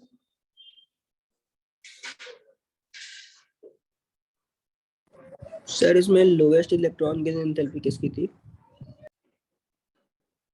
देखो जब भी पूछा जाएगा ना हाईएस्ट है लोवेस्ट, तो वो ये जरूर बताएगा कि निगेटिव है कि पॉजिटिव है, हाँ, नहीं तो उसमें कंफ्यूजन हो जाएगा। जैसे इसमें क्वेश्चन में पूछा highest negative electron gain enthalpy, तो वो तो क्लोरीन की हो गई। अब जैसे आपको पूछना चाह रहे हैं लोवेस्ट, अगर आप पूछना चाह रहे हैं lowest negative electron gain enthalpy, तो आर्गन तो नहीं होगा क्योंकि आर्गन की पॉजिटिव है। अब इन तीनों में क्लोरीन की मोस्ट निगेटिव है। अच्छा, अब ऐसे देखो, क्लोरीन 17 ग्रुप में बैठा हुआ है, ऑक्सीजन नहीं, ऑक्सीजन के सल्फर बैठा हुआ है 16 ग्रुप में, और फास्फोरस बैठा हुआ है 15, ठीक है। और सभी थर्ड पीरियड एलिमेंट है, तो लेफ्ट टू राइट जाने पे electron gain enthalpy negative value क्या हो रही है? बढ़ रही है। तो लीस्ट निगेटिव फास्फोरस की हो जाएगी, तो उस केस में फास्फोरस आंसर। अगर least lowest negative electron gain enthalpy पूछ रहा है तो फास्फोरस। लेकिन अगर पॉजिटिव इलेक्ट्रॉन गेन एंथैल्पी पूछे तब तो फिर वो एक ही है, ये पॉजिटिव डी हो जाएगा, उस केस में डी हो जाएगा, ठीक है ना। सर पूरे पीरियोडिक टेबल लोवेस्ट किसकी होगी? नहीं, लोवेस्ट में पॉजिटिव वाली लोवेस्ट की negative? Yes sir, please sir positive वाली। पॉजिटिव वाली तो नोबल गैस में सबसे नीचे कौन बैठा है? रेडॉन। क्योंकि उसका साइज बहुत बड़ा है। नोबल गैस में सबकी पॉजिटिव होती है, लेकिन ऊपर से नीचे आने पे साइज बढ़ता है तो इलेक्ट्रॉन की एंथैल्पी क्या होती है, घटती है।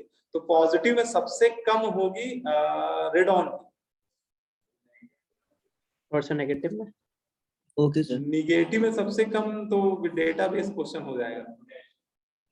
वो एल्कली मेटल में किस एल्कली मेटल में होनी चाहिए, और एल्कली मेटल में भी आप कह लो सबसे कम, तो सबसे नीचे कौन बैठा है एल्कली मेटल, फ्रांसियम रेडियम की, उसके ऊपर सीजियम। सीजियम की लिस्ट निगेटिव हो जाएगी, है ना। सीजियम उन्हें फ्रांसियम रेडियोटिव, ऐसे केस में रेडियोटिव की नहीं पूछी जाती ना, बताना होता है हम लोगों को। जब भी पीरियोडिक प्रॉपर्टीज आपसे पूछी जाएंगी तो एक्सेप्ट रेडियोएक्टिव एलिमेंट्स बताई जाती है, ठीक है। तो है ना, क्लियर हो गई बात सभी? Yes sir. अच्छा, अब देखो जैसे एक ये इस तरह का क्वेश्चन बहुत पॉपुलर है, इस तरह पूछा जा सकता है कि जैसे किसी एलिमेंट की आपको फर्स्ट आयनाइजेशन एनर्जी दे दे, जैसे मैंने आपको सोडियम की first ionization energy x kilo joule दे दी, और आपसे सोडियम आयन की, है ना, इलेक्ट्रॉन गेन एंथैल्पी पूछ रहा हूं मैं आपसे, है ना। ऑप्शन में वो डाल देगा, ऑप्शन बनाने में कोई देर तो नहीं लगेगी, वो एक ऑप्शन में बात डाल देगा -x, एक में डाल देगा -2x, एक में डाल देगा +x, एक में डाल देगा +2x, ऐसे कंफ्यूज करने के हिसाब से। तो कैसे करना है, तो देखो ऐसे केस में क्या करो, आप दोनों की इक्वेशन लिख डालो। देखो सोडियम की फर्स्ट आयनाइजेशन एनर्जी का इक्वेशन क्या होगा, मतलब सोडियम से एक इलेक्ट्रॉन आप निकाल रहे हो, आयनाइजेशन एनर्जी मतलब इलेक्ट्रॉन रिमूव करा रहे हो उसकी वैलेंस से। तो सोडियम से एक इलेक्ट्रॉन निकालोगे तो वो किसमें कन्वर्ट हो जाएगा, Na+ में। और इसमें जो एनर्जी आपको देनी पड़ रही वो उसकी क्या है, फर्स्ट इलेक्ट्रॉन की एंथैल्पी है x किलो जूल पर मोल, ठीक है। अब जरा ये वाली रिएक्शन लिखो, है ना, इसकी इक्वेशन क्या होगी। तो इसमें Na+ में एक इलेक्ट्रॉन ऐड कर रहे हैं, इलेक्ट्रॉन गेन एंथैल्पी का मतलब क्या होता है, इलेक्ट्रॉन ऐड कर रहा है। तो उसमें एक इलेक्ट्रॉन ऐड करेंगे तो किसमें कन्वर्ट हो जाएगा, सोडियम में कन्वर्ट हो जाएगा। और अगर गौर से देखो तो ये रिएक्शन ऊपर वाली रिएक्शन की जस्ट उल्टी रिएक्शन है, रिवर्स रिएक्शन है ना। देखो इसको पलट दो, पहली रिएक्शन को पलट दो, ये बन गई प्रोडक्ट, रिएक्टेंट साइड लिख दो, रिएक्टेंट प्रोडक्ट साइड बन गई। और अभी थर्मोडायनेमिक्स में हम लोग पढ़ेंगे कि किसी भी रिएक्शन को जब रिवर्स करते हैं तो उसका एंथैल्पी का साइन अपोजिट होगा, बस इतना फर्क पड़ता है, मैग्नीट्यूड वही रहेगा, बस साइन अपोजिट हो जाएगा। तो अगर इस रिएक्शन को हम लोग इन्वर्ट कर दें तो इसकी एंथैल्पी, जिसको हम लोग इलेक्ट्रॉन की एंथैल्पी बोल रहे हैं, वो हो जाएगी -x, है ना। On reversing any chemical reaction and sign of enthalpy changes, है ना, साइन जस्ट अपोजिट हो जाएगा। तो अगर ऊपर वाली रिएक्शन की इलेक्ट्रॉन इसकी एंथैल्पी x है, तो इसको इन्वर्ट करने पे जो रिएक्शन मिल रही है उसकी एंथैल्पी -x हो जाएगी, और वही एंथैल्पी उसकी क्या है, इलेक्ट्रॉन गेन एंथैल्पी है ना। इसलिए आंसर क्या होगा, -x। हाँ कैसे, हाँ तो इसी को एक्सटेंड भी कर सकते हो। देखो मेरे नीचे, नहीं इसमें ऐसे पूछा जाएगा, देखो उसका वो फिर गड़बड़ हो जाएगा, वो नहीं बता पाएंगे हम लोग जैसे तुम कह रहे हो ना, वो नहीं बोल सकते। जैसे कोई एलिमेंट ए है ना, उसकी पहली इलेक्ट्रॉन आयनाइजेशन है, उसका जो मोनोवैलेंट कटायन है उसकी फर्स्ट इलेक्ट्रॉन की एंथैल्पी के माइनस साइन के बराबर होगी। ये जैसे मैंने अभी ऊपर वाला एग्जांपल यही लिया है, सोडियम की आयनाइजेशन एनर्जी x थी, है फर्स्ट आयनाइजेशन एनर्जी, और सोडियम आयन की जब पूछी गई इलेक्ट्रॉन की एंथैल्पी, ये भी फर्स्ट वाली ही है ना, तो वो आ गई -x, ठीक है। अब इसी में ऐसे आपको पूछा जा सकता है कि अगर उसी एलिमेंट की सेकेंड आयनाइजेशन एनर्जी, समझना, मतलब उससे एक इलेक्ट्रॉन निकालने के बाद जब दूसरा निकालोगे, मतलब A+ से जब A++ बन रहा होगा, उसमें जो एनर्जी देनी पड़ेगी वो A2+ की सेकेंड इलेक्ट्रॉन गेन एंथैल्पी के माइनस साइन के बराबर हो जाएगी, क्योंकि रिएक्शन लिखने में सेम बन जाएगी। नहीं समझ आया, कौन ये वाला, इसमें कौन सा नहीं समझे? अच्छा देखो, इसमें सिंपल है। देखो, आयनाइजेशन एनर्जी का मतलब हम लोग को पता होना चाहिए। आयनाइजेशन एनर्जी मतलब किसी आइसोलेट एटम में हम लोग को इतनी एनर्जी दे दें कि उसका एक इलेक्ट्रॉन निकल जाए।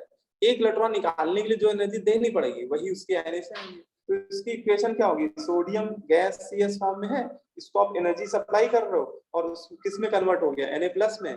और इस केस में जो एनर्जी आपको देनी पड़ रही है वो क्या है? +x किलो जूल, इतनी देनी पड़ेगी, है ना। अब उसने पूछा क्या है? Electron gain enthalpy of Na+ ion, Na+ ion की पूछ रहा है। तो इसकी इक्वेशन क्या होगी? देखो, दूसरे वाले की इक्वेशन क्या होगी? तो Na+ आयन में एक इलेक्ट्रॉन ऐड करना पड़ेगा। इलेक्ट्रॉन गेन एंथैल्पी में हमेशा इलेक्ट्रॉन ऐड करते हैं, तो इसमें एक इलेक्ट्रॉन ऐड करेंगे तो इसका पॉजिटिव उसका निगेटिव क्या हो जाएगा? न्यूट्रलाइज हो जाएगा, तो सोडियम न्यूट्रल फॉर्म में कन्वर्ट हो जाएगा, सोडियम एटम न्यूट्रल फॉर्म में मिल जाएगा। तो इसकी रिएक्शन ये बन जाएगी, है ना। और जो नीचे वाली रिएक्शन है ये ऊपर वाली रिएक्शन के जस्ट इनवर्स रिएक्शन है ना। ऐसा लग रहा है कि प्रोडक्ट रिएक्टेंट साइड लिख दिए गए और रिएक्टेंट प्रोडक्ट साइड लिख दिया गया, पूरी रिएक्शन इन्वर्ट हो गई। और कभी भी किसी रिएक्शन को हम लोग रिवर्स करते हैं तो उसका एंथैल्पी का साइन अपोजिट हो जाता है। ये थर्मोडाइनमिक्स में आगे हम लोग पढ़ाएंगे। ये थर्मोडाइनमिक्स का कॉन्सेप्ट है कि जैसे ए से बी बन रहा है, तो ए से बी बनने में 40 किलो जूल एनर्जी रिलीज हो रही है, तो बी से ए बनने में हाँ वो 40 देनी पड़ेगी, मतलब -40 हो जाएगी, जस्ट अपोजिट। ये है ना। तो रिएक्शन रिवर्स हो गई तो उसकी एंथैल्पी माइनस, मैग्नीट्यूड वही रहेगा, ठीक। तो ये रिजल्ट, हाँ ये दोनों रिजल्ट जरूर नोट कर लिए। जैसे ए का I1 A+ आयन के फर्स्ट इलेक्ट्रॉन की एंथैल्पी बराबर हुआ है, ठीक है। इनकी आप रिएक्शन लिख के देखिएगा, सेम बन जाएगी। जैसे सेकंड वाले की रिएक्शन लिख के देखो, एक बार ए का I2+ लिखो, तो मैं लिख के दिखाता हूँ आपको कि ए का सेकंड आयनाइजेशन एनर्जी, मतलब एक इलेक्ट्रॉन निकालने के बाद जब दूसरा निकालोगे तो वो उसकी सेकंड इलेक्ट्रॉन आयनाइजेशन एनर्जी होगी, है ना। ये वाली मान लो कुछ x है, तो अब देखो इस ये वाली लिखो जरा, A2+ आयन की सेकंड इलेक्ट्रॉन की एंथैल्पी, इसका मतलब A++ में एक इलेक्ट्रॉन ऐड कर रहे हैं हम लोग, तो वो किस में कन्वर्ट होगा? A+ में। तो देखो ये रिएक्शन इसकी इनवर्स है कि नहीं है? तो इसकी एंथैल्पी अगर कुछ x है तो इसकी -x है, बस वो सामने माइनस से मल्टीप्लाई कर देंगे, ठीक है, क्लियर। ऐसे ही A की थर्ड आयनाइजेशन एनर्जी और A3+ आयन की थर्ड इलेक्ट्रॉन की एंथैल्पी उसके माइनस साइन के बराबर होगी, ठीक है, क्योंकि रिएक्शन सेम बन रही, बस आपको एक दूसरे की अपोजिट है रिएक्शन। हाँ क्या चीज? नहीं, इलेक्ट्रॉन एक ही निकलेगा, क्योंकि सेकेंड आयनाइजेशन एनर्जी मतलब कि एक इलेक्ट्रॉन निकल चुका है, A से A+ बन चुका है, अब A+ से एक इलेक्ट्रॉन और निकाल के A++ बनाने जा रहे हैं, तो वो जो सेकेंड वाला स्टेप है उसमें जो एनर्जी देनी पड़ रही है वो है उसकी सेकेंड आयनाइजेशन। तो वो रिएक्शन एक ही इलेक्ट्रॉन निकाल रहे हैं लेकिन वो A+ से निकाल रहे हैं। तो ठीक है, क्लियर होगी बात। अब इसमें अब ये लास्ट पीरियोडिक प्रॉपर्टी इसमें है इलेक्ट्रोनेगेटिविटी, ठीक है। ये हो जाएगा तो चैप्टर आपका कंप्लीट आज हो जाना है, अभी तो टाइम है, हो जाएगा चैप्टर कंप्लीट। इलेक्ट्रोनेगेटिविटी क्या होती है पहले इसको समझ लेते हैं। इलेक्ट्रोनेगेटिविटी ये जो टर्म है ये कोवेलेंटली बॉन्डेड मॉलिक्यूल के लिए डिफाइंड होता है। ये जो इलेक्ट्रोनेगेटिविटी टर्म हम लोग पढ़ रहे हैं, it is defined for covalently bonded molecule. ऐसे मॉलिक्यूल जो आपस में कुछ बॉन्ड से अटैच्ड होते हैं कोवेलेंट बॉन्ड से, उसके लिए ये टर्म डिफाइन होता है इलेक्ट्रोनेगेटिविटी, ठीक है।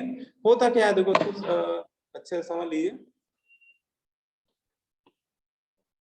देखो जब भी दो एटम आपस में इलेक्ट्रॉन की शेयरिंग करके कोवेलेंट बॉन्ड बनाते हैं, अभी हम लोग इसके बाद अगला चैप्टर केमिकल बॉन्डिंग पढ़ेंगे, उसमें हम लोग पढ़ेंगे जैसे दो एटम, दो नॉन मेटल हैं, तो नॉन मेटल अपना एक इलेक्ट्रॉन शेयर करते हैं तो इनके बीच में एक सिंगल बॉन्ड बन जाएगा, है ना। A और B दो नॉन मेटल है और एक एक इलेक्ट्रॉन की शेयरिंग कर रहे हैं, और एक एक इलेक्ट्रॉन की शेयरिंग करने के बाद इनके बीच में क्या बन गया, सिंगल बॉन्ड। ठीक है, अब देखो सिंगल बॉन्ड बनने की आगे की कहानी हम लोग को समझनी है। देखो जब दो एटम आपस में कुछ इलेक्ट्रॉन शेयर करके सिंगल बॉन्ड, या 4 इलेक्ट्रॉन शेयर करेंगे तो डबल बन जाएगा, 6 शेयर करेंगे तो ट्रिपल बन जाएगा। वो डबल ट्रिपल सिंगल कुछ भी हो सकता है, वो कोई कोवलेंट बॉन्ड होना चाहिए। और जब कोवलेंट बॉन्ड बन जाता है तो ये दोनों एटम पहले जब जिनमें बहुत अच्छी दोस्ती थी, है ना, बॉन्ड बनने से पहले दोनों में बहुत ज्यादा वो था, प्यार था, अब तकरार में बदल जाएगा। होगा क्या कि जैसे दो एटम आपस में शेयरिंग करते हैं तो उनका जो ये बॉन्ड पेयर है, इस पे दोनों की नीयत खराब होने लगती है। एटम ए सोचता है ये हम लेके भागे, मतलब अपनी तरफ शिफ्ट करा ले इस बॉन्ड पेयर को पूरे पूरे, हाँ, और एटम बी सोचता है मैं अपनी तरफ शिफ्ट करा ले, मतलब ये दोनों शिफ्ट कराते हैं। ऐसा नहीं कि कोई एक लेके चला जाएगा, क्योंकि लेके चला जाएगा तो बॉन्ड ही टूट जाएगा, तो बॉन्ड तो नहीं टूटेगा लेकिन वो अपनी तरफ पुल करते हैं। और किसी भी कोवेलेंट बॉन्ड में इलेक्ट्रॉन पेयर को अपनी तरफ पुल करने की जो टेंडेंसी होती है या पुल करने की जो पावर होती है, उसे ही केमिस्ट्री में इलेक्ट्रोनेगेटिव पावर के नाम से पढ़ते हैं। इलेक्ट्रोनेगेटिव एक पावर है एलिमेंट की, और ये तभी डिफाइन होती है जब दो एटम एक दूसरे के साथ इलेक्ट्रॉन की शेयरिंग करके कोवेलेंट बॉन्ड का फॉर्मेशन करते हैं, और कोवेलेंट बॉन्ड बनने के बाद दोनों एटम अपनी अपनी इलेक्ट्रोनेगेटिविटी वाली पावर से इसको अपनी तरफ खींचते हैं। अब देखो दोनों एटम अलग अलग है और हर एटम की अलग अलग इलेक्ट्रोनेगेटिविटी होती है, तो ऐसा तो है नहीं कि दोनों की बराबर होगी। अगर दोनों ए होते तब तो दोनों की बराबर होती, लेकिन दोनों एटम अलग अलग है तो भैया किसी एक की ज्यादा होगी इलेक्ट्रोनेगेटिविटी, एक की कम होगी। मैंने मान लिया कि बी की ज्यादा है, सपोज बी की ज्यादा है, तो बी क्या करेगा, ये पूरा बॉन्ड, अब ये बॉन्ड पेयर स्लाइटली या पार्शियली अपनी तरफ शिफ्ट करा लेगा, तो उसके रिस्पेक्ट में क्या होगा, बी एटम पे डेल्टा निगेटिव चार्ज डेवलप हो जाएगा, है ना, ये बॉन्ड पेयर थोड़ा सा बी की तरफ शिफ्ट हो जाएगा। अभी बिल्कुल बीचों बीच में है, अब वो बी के साइड थोड़ा सा डिस्प्लेस हो जाएगा, और बी थोड़ा सा इलेक्ट्रॉन डेंसिटी बी पे आएगी तो उसकी सरफेस पे इलेक्ट्रॉन डेंसिटी बढ़ जाएगी, हल्का partial negative, delta charge partial को शो करता है, थोड़ा सा partial negative charge density develop हो जाएगी।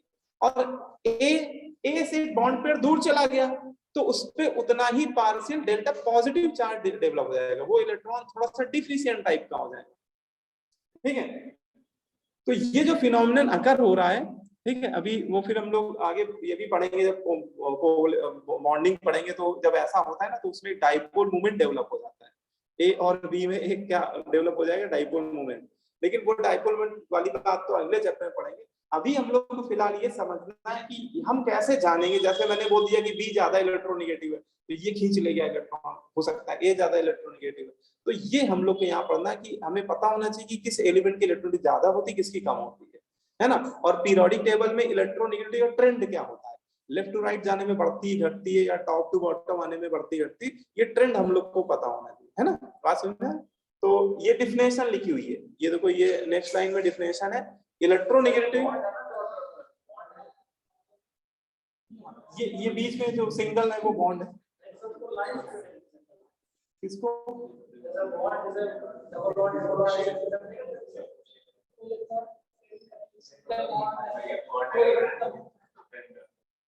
नहीं, जब दो इलेक्ट्रॉन की शेयरिंग होती है तो उसके सिंगल लाइन से करते हैं।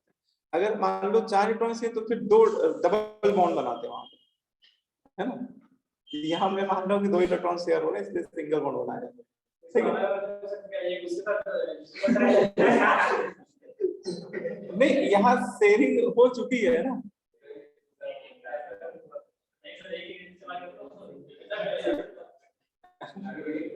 नहीं, अच्छा, ये इधर चला गया इधर चला गया तो तब तो बॉन्ड तबाह हो जाएगा। बॉन्ड बना ही हुआ है इसलिए क्योंकि दोनों का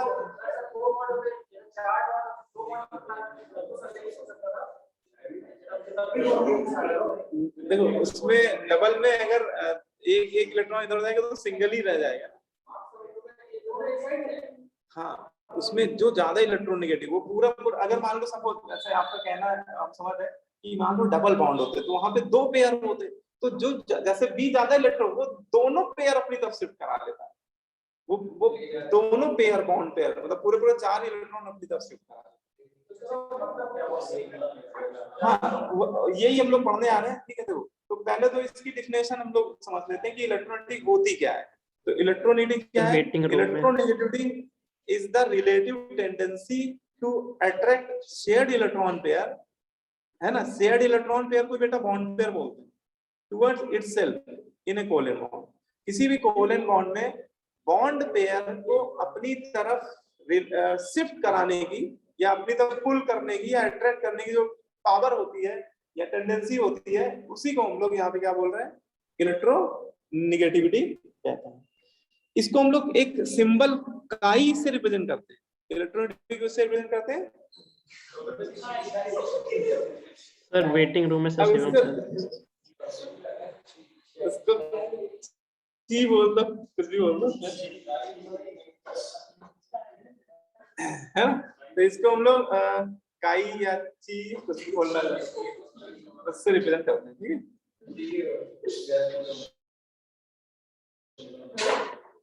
अब देखो trend of electronegativity in long form of table. हाँ तो ये एक जनरल टेंडेंसी होती है जब भी दो एटम आपस में कोवैलेंट बॉन्ड बनाते हैं, तो जो दोनों एटम अपनी अपनी पावर से उसको खींच रहे हैं, रस्साकसी हो रही है, लेकिन जिसकी पावर ज्यादा होगी वो अपनी तरफ पुल कर ले जाए बॉन्ड पे पूरा पूरा। तो उसकी जो ये पावर है उसी को हम लोग बोल रहे हैं इलेक्ट्रोनेगेटिविटी। तो हर एक एलिमेंट की इलेक्ट्रॉन को, शेयर्ड इलेक्ट्रॉन पेयर को अपनी तरफ पुल करने की जो पावर होती है उसे ही हम लोग यहाँ इलेक्ट्रोनेगेटिविटी बोल रहे हैं। अब ये इलेक्ट्रोनेगेटिविटी वैल्यू जो होती है वो कैसे वेरी करती है पीरियोडिक टेबल, है ना। उसका ट्रेंड क्या है? तो देखो ये जनरल ट्रेंड आपको पता होना चाहिए कि अगर पीरियड के लॉन्ग देखें हम लोग, पीरियड के लॉन्ग लेफ्ट टू राइट जब हम लोग मूव करते हैं तो इलेक्ट्रोनेगेटिविटी बढ़ती है, ठीक है। अब देखो इसको आप बहुत अच्छे से समझ सकते हो। देखो कि यार अब ये थोड़ा सा तुम लोग मुझे बताओ कि ये एटम ए और बी एटम, है ना, इस इलेक्ट्रॉन बॉन्ड पेयर को अपनी तरफ पुल कर रहे हैं, तो यार ये पुल कर कौन रहा होगा? उस एटम में इलेक्ट्रॉन पुल कर रहे हैं, उसका न्यूक्लियस पुल कर रहा होगा, न्यूक्लियस, है ना, क्योंकि एटम में पॉजिटिव चार्ज न्यूक्लियस पे होता है। तो इसका मतलब कहीं ना कहीं उसकी जो इलेक्ट्रोनेगेटिविटी पावर डेवलप हो रही है, एराइज हो रही है, उसके पीछे रिस्पॉन्सिबल उसका न्यूक्लियस का पॉजिटिव चार्ज। और जिस एटम के न्यूक्लियस पे जितना ज्यादा पॉजिटिव चार्ज डेंसिटी होगी वो उतना ज्यादा पावर से खींचेगा पूरे बॉन्ड पेयर को, है ना, उसकी इलेक्ट्रोनेगेटिविटी ज्यादा होगी। और न्यूक्लियस का पॉजिटिव चार्ज डेंसिटी को ही हम लोग एक नाम दे चुके हैं इफेक्टिव न्यूक्लियर चार्ज। किसी एटम का न्यूक्लियस वैलेंस शेल के इलेक्ट्रॉन को जितनी पावर से खींचता है, पुल कर अट्रैक्ट करता है, वही तो उसकी इफेक्टिव न्यूक्लियर चार्ज होती है। और ये इलेक्ट्रॉन बहुत दूर थोड़ी ना होते हैं, वैलेंस शेल एक्चुअली है तो वो उसके वैलेंस शेल के इलेक्ट्रॉन को आपस में ओवरलैप कर गए, है ना, दोनों के। तो देखा जाए तो ये इलेक्ट्रॉन जो ओवरलैप कर चुके हैं वो उनके हैं तो वैलेंस शेल के, बस यहाँ पे ओवरलैप करके वो शेयर फॉर्म में है। तो इनको बी का न्यूक्लियस भी खींच रहा होगा अपनी तरफ, ए का न्यूक्लियस भी खींच रहा होगा, लेकिन जिस एटम का इफेक्टिव न्यूक्लियर चार्ज ज्यादा होगा अल्टीमेटली वो खींच ले जाएगा। इसका मतलब ये बोल सकते हैं electronegative is directly proportional to Z effective, है ना। और पीरियड के लॉन्ग हम लोग पढ़ चुके हैं कि जेड इफेक्टिव क्या होता है, बढ़ता है। इसका मतलब लेफ्ट टू राइट पीरियड के लॉन्ग मूव करने में इलेक्ट्रोनेगेटिविटी क्या होगी, इंक्रीज होगी। तो एक तो इसका ट्रेंड हमें पता होना चाहिए कि along the period when we move left to right electronegativity of an element increases. अच्छा ये एक ऐसी प्रॉपर्टी है, इसमें एक्सेप्शनल केस आपको नहीं मिलेंगे, ये बिल्कुल सिंपल प्रॉपर्टी है, मतलब जो होना चाहिए वही होता है ना, इसमें कोई एक्सेप्शनल केस नहीं, ठीक है। तो आपको कभी पीरियड के एलिमेंट दे दिए जाए, जैसे आपको बोला है कि boron, carbon, nitrogen, oxygen, fluorine, इनमें इलेक्ट्रोनेगेटिविटी का क्या ऑर्डर है, तो पहले तो पहचान लेना कि ये पीरियड के एलिमेंट एक ग्रुप के एलिमेंट है। तो बोरॉन, कार्बन ये सभी सेकंड पीरियड के एलिमेंट और ये ऑलरेडी ऑर्डर में जमे हुए हैं, ठीक है। तो जैसे जैसे आप लेफ्ट टू राइट जाओगे तो इनकी इलेक्ट्रोनेगेटिविटी क्या हो रही है, बढ़ रही है।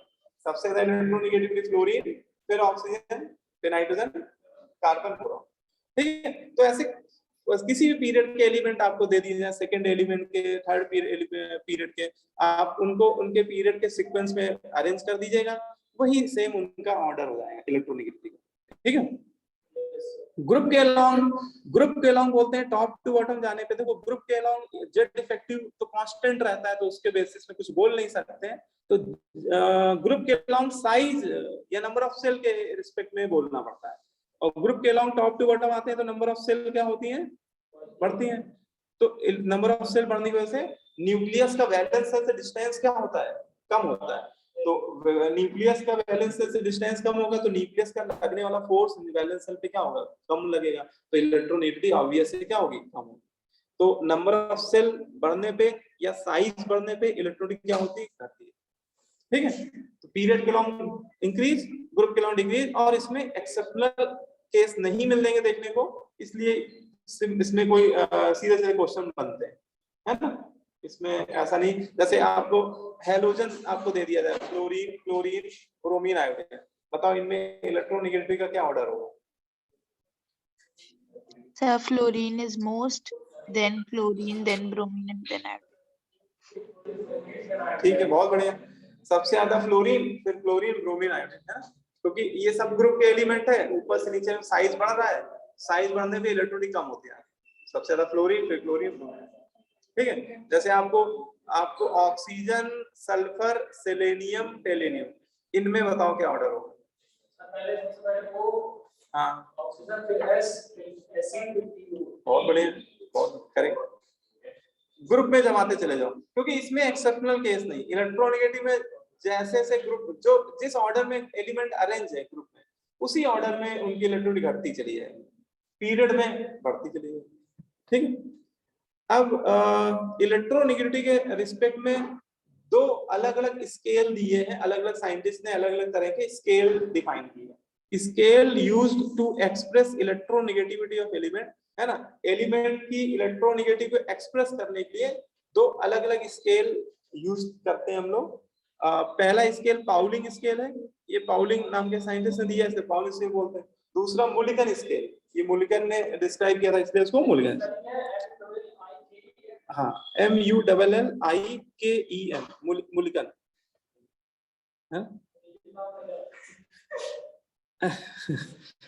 कोई इंडियन साइंटिस्ट तो है नहीं इसमें।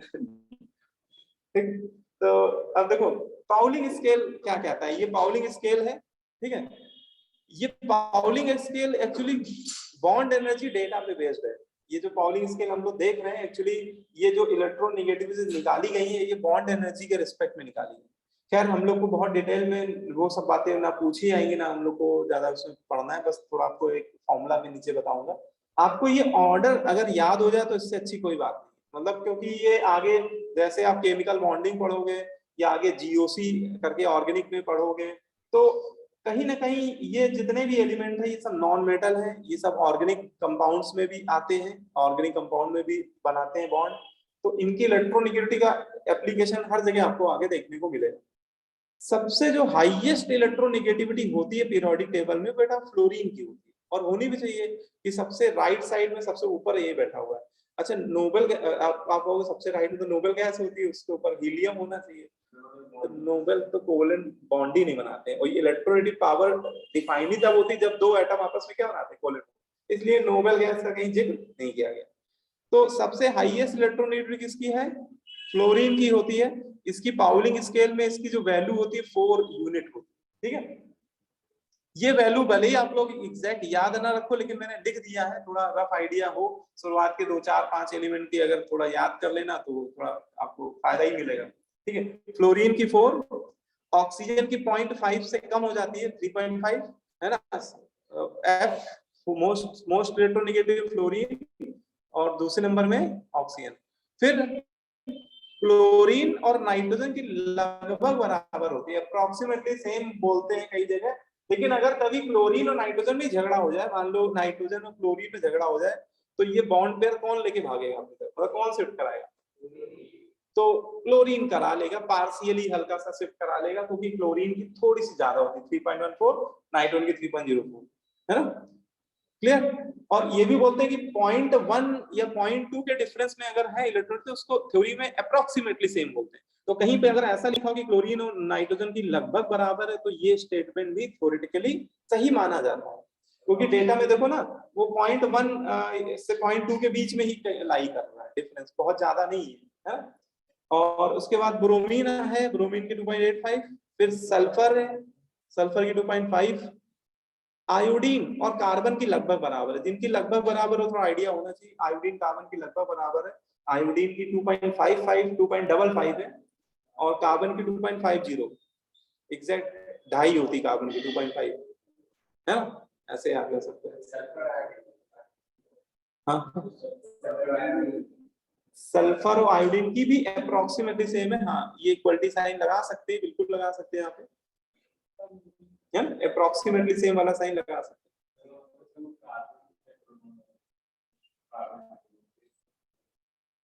क्या करो बेटा, कार्बन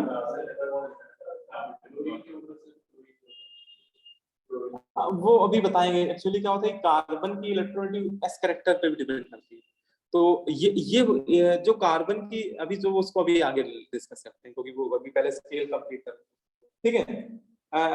तो ये जो कार्बन है ये एक्चुअली sp3 हाइब्रिडाइज कार्बन होना चाहिए, ये भी हम लोग डिस्कस करेंगे। अगर sp3 हाइब्रिडाइज कार्बन है तो उसकी 2.5 होती है, लेकिन हाइब्रिडाइजेशन कार्बन पे जब हाइब्रिडेशन बदलता है तो उसकी इलेक्ट्रोनेगेटिविटी भी बदल जाती है, हाँ ये sp है ना, तो अभी इसको भी डिस्कस करेंगे, ठीक है। अब कार्बन के बाद फास्फोरस, ठीक है, और फिर हाइड्रोजन। हाइड्रोजन पाउलिंग ने बेटा जो स्केल बनाया है उसके लिए रेफरेंस हाइड्रोजन को लिया था, है ना, अभी नीचे फॉर्मूला पढ़ेंगे, वो हाइड्रोजन के रिस्पेक्ट में मॉलिक्यूल बना के फिर निकालते थे, ठीक है, क्योंकि हाइड्रोजन ऐसा एलिमेंट है जो नॉन मेटल के साथ भी कोवेलेंटली बॉन्डेड हो जाता है और मेटल के साथ भी। ये नारद मुनि है, बोलते हैं ना नारद मुनि, जो देवताओं के भी सगे थे वो राक्षसों के भी सगे थे, तो ऐसा ही हाइड्रोजन का केस है। हाइड्रोजन नॉन मेटल के साथ भी मजे से कोवेलेंटली बॉन्ड होकर बनाता है मॉलिक्यूल और मेटल के साथ भी डायरेक्टली बॉन्डेड होता है, इसलिए पाउलिंग ने हाइड्रोजन को रेफरेंस में लेकर इन सभी एलिमेंट की निकाली थी इलेक्ट्रोनेगेटिव। मतलब कोई पूछ ले पाउलिंग स्केल में रेफरेंस कौन सा एलिमेंट था, तो वो हाइड्रोजन था, ठीक है। और हाइड्रोजन के बाद बोरॉन है, उसके बाद सारे मेटलाइड होते हैं और मेटल होते हैं। खैर उनका नंबर बहुत ज्यादा है तो उनकी कोई ऑर्डर याद करने की जरूरत नहीं है, ठीक है, वो हम लोग ट्रेंड से ही पता लगा सकते हैं कि ऊपर से नीचे जाने पे घट रही है, लेफ्ट राइट बढ़ रही है, अगर कभी मेटल में पूछ दी जाए तो वो ट्रेंड से ही हम लोग बता सकते हैं, ठीक है। अच्छा, ये जो इलेक्ट्रोनेगेटिव निकाली है वो इस फॉर्मूले से निकाली गई है, ये डरावना सा फॉर्मूला देख रहे हो, इस फॉर्मूले से निकाली गई, लेकिन इस फॉर्मूले को याद करने की जरूरत नहीं है, क्योंकि ये कोई वैसा फॉर्मूला नहीं कि आपको इस फॉर्मूले पे बेस्ड कोई न्यूमेरिकल पूछा जाए। बस एक बार देख लीजिए ये फॉर्मूला है क्या, इसमें काई ए काई बी, जैसे कोई दो एलिमेंट है ए और बी जो आपस में कोवेलेंटली बॉन्डेड है, तो इसमें एलिमेंट ए की इलेक्ट्रोनेगेटिव को काई ए से प्रेजेंट किया गया है और इसमें बी जो एलिमेंट है उसको काई बी से लिया गया, ठीक है। अच्छा, पाउलिंग क्या करते थे, इसमें एक एलिमेंट हाइड्रोजन ले लेते थे, जैसे पाउलिंग को फ्लोरीन की निकालनी है तो वो क्या करते थे कि एक एलिमेंट ले लिया हाइड्रोजन और दूसरा ले लिया फ्लोरीन जिसकी निकालनी है, और उसके साथ उसका डाइटोमिक मॉलिक्यूल बनाते थे HF। जैसे मैंने एक हाइड्रोजन ले लिया एक फ्लोरीन, तो इसका डाइटोमिक मॉलिक्यूल क्या हो गया, HF। अब HF का फॉर्मेशन एक्चुअली होगा किससे, अगर रिएक्शन के रिस्पेक्ट में देखा जाए तो अगर हम लोग हाइड्रोजन गैस ले लें और फ्लोरीन गैस की रिएक्शन करा दें तो HF का फॉर्मेशन होना शुरू हो जाएगा, ठीक है। अब देखो ये यहाँ पे काई माइनस काई भी हो जाएगा, काई F माइनस काई H, जो ज्यादा इलेक्ट्रोनेगेटिव उसको आगे रखना, कम वाले को पीछे रखना, बराबर 0.028, ये तो कांस्टेंट होता है। अंडर रूट के अंदर क्या है, सिग्मा AB, है ना, ये सिग्मा AB क्या है, ये बॉन्ड एनर्जी है। ये जो AB का बॉन्ड है, AB के सिंगल बॉन्ड को तोड़ने के लिए मिनिमम जितनी एनर्जी चाहिए वो उसकी बॉन्ड एनर्जी है, तो वो थर्मोकेमिस्ट्री में हर बॉन्ड की बॉन्ड एनर्जी डिफाइंड होती है, वो डेटा वहां यूज कर लेते थे। जैसे HF में आपको H और F की बॉन्ड एनर्जी लेनी पड़ेगी, और माइनस फिर एक माइनस साइन है, फिर अंडर रूट के अंदर bond energy of AA multiply by bond energy BB। ये AA BB क्या है, जो ये पेरेंट मॉलिक्यूल जिससे HF का फॉर्मेशन हुआ है वो उनकी बॉन्ड एनर्जी, ठीक है। तो AA की बॉन्ड एनर्जी और BB की बॉन्ड एनर्जी यहाँ रख देंगे, तो हमें ये सारी वैल्यू ऐसे नोन होंगी, ये सब पता होगी आपको, ठीक है। हाइड्रोजन की इलेक्ट्रोनेगेटिव हम लोग 2.1 ले लेंगे रेफरेंस के तौर पे, तो जो जिसकी निकालनी है उसकी आ जाएगी, ठीक है। इस तरह से उन्होंने एक एक करके हर एक एलिमेंट की इसकी फॉर्मूले से निकाली थी इलेक्ट्रॉनिक। खैर इसमें कोई न्यूमेरिकल नहीं आएगा तो उसमें बहुत ज्यादा याद बात करने की जरूरत नहीं, बस देख लो ही फॉर्मूला, अगर है ना कहीं मान लो लिखा मिल जाए तो उसको याद पहचान जाना कि ये पाउलिंग स्केल का ही फॉर्मूला है। ठीक है, हाँ क्या करो, दो,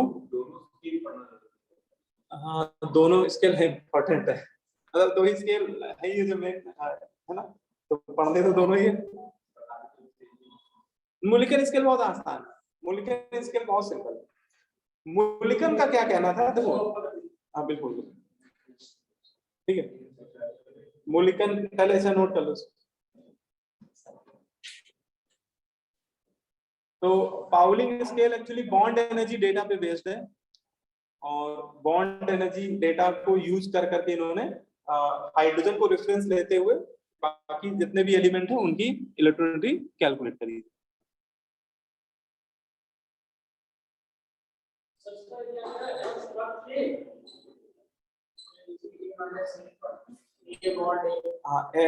bond energy of a single bond equal to x kilo calorie पर मोल, किलो कैलोरी। मतलब इस फॉर्मूले में जो ये बॉन्ड एनर्जी होनी चाहिए वो किलो कैलोरीज में होनी चाहिए, है ना, तो वो एक्चुअली वही लिखा हुआ है किलो कैलोरी। बीबी की बॉन्ड एनर्जी है y किलो कैलोरी और AB की है z किलो कैलोरी। ये मैंने ऐसे ही जनरल XYZ ले लिया, इनकी अपनी एक फिक्स वैल्यू होती है और वो कांस्टेंट वैल्यूज आपको दी जाएंगी। अगर मान लो कोई न्यूमेरिकल छोटा मोटा कोई बनाना चाहे तो बना सकता है, अभी तक आज तक कहीं पूछा नहीं गया आपको, अगर आसान है अभी तक तो कभी नहीं आया है, बहुत इंपॉर्टेंट नहीं है, बस थोड़ा सा पता होना चाहिए बॉन्ड एनर्जी पे बेस्ड होता है। पाउलिंग स्केल इस तरह से कई बार ऑब्जेक्टिव में पूछ जाता है, Pauling scale is based on, उसमें 4 अलग अलग ऑप्शन में डाल देगा, bond length data, bond energy data, bond angle, ऐसे करके कंफ्यूज कर देगा आपको। तो आप ध्यान रखना Pauling scale bond energy data पे बेस्ड है ना, और इतना पता होना चाहिए, बाकी फॉर्मूला की जरूरत नहीं है। ठीक है, मूलिकन स्केल पे आते हैं। देखो मूलिकन का क्या कहना था, मूलिकन क्या कहना था कि जो इलेक्ट्रोनेगेटिविटी होती है वो दो, देखो ये मूलिकन का कॉन्सेप्ट क्या था, जो मेंडलीफ ने बात बोली थी कि कोई एक पीरियोडिक प्रॉपर्टी दूसरी पीरियोडिक प्रॉपर्टी पे कहीं किसी ना किसी तरीके से डिपेंड करती ही है ना।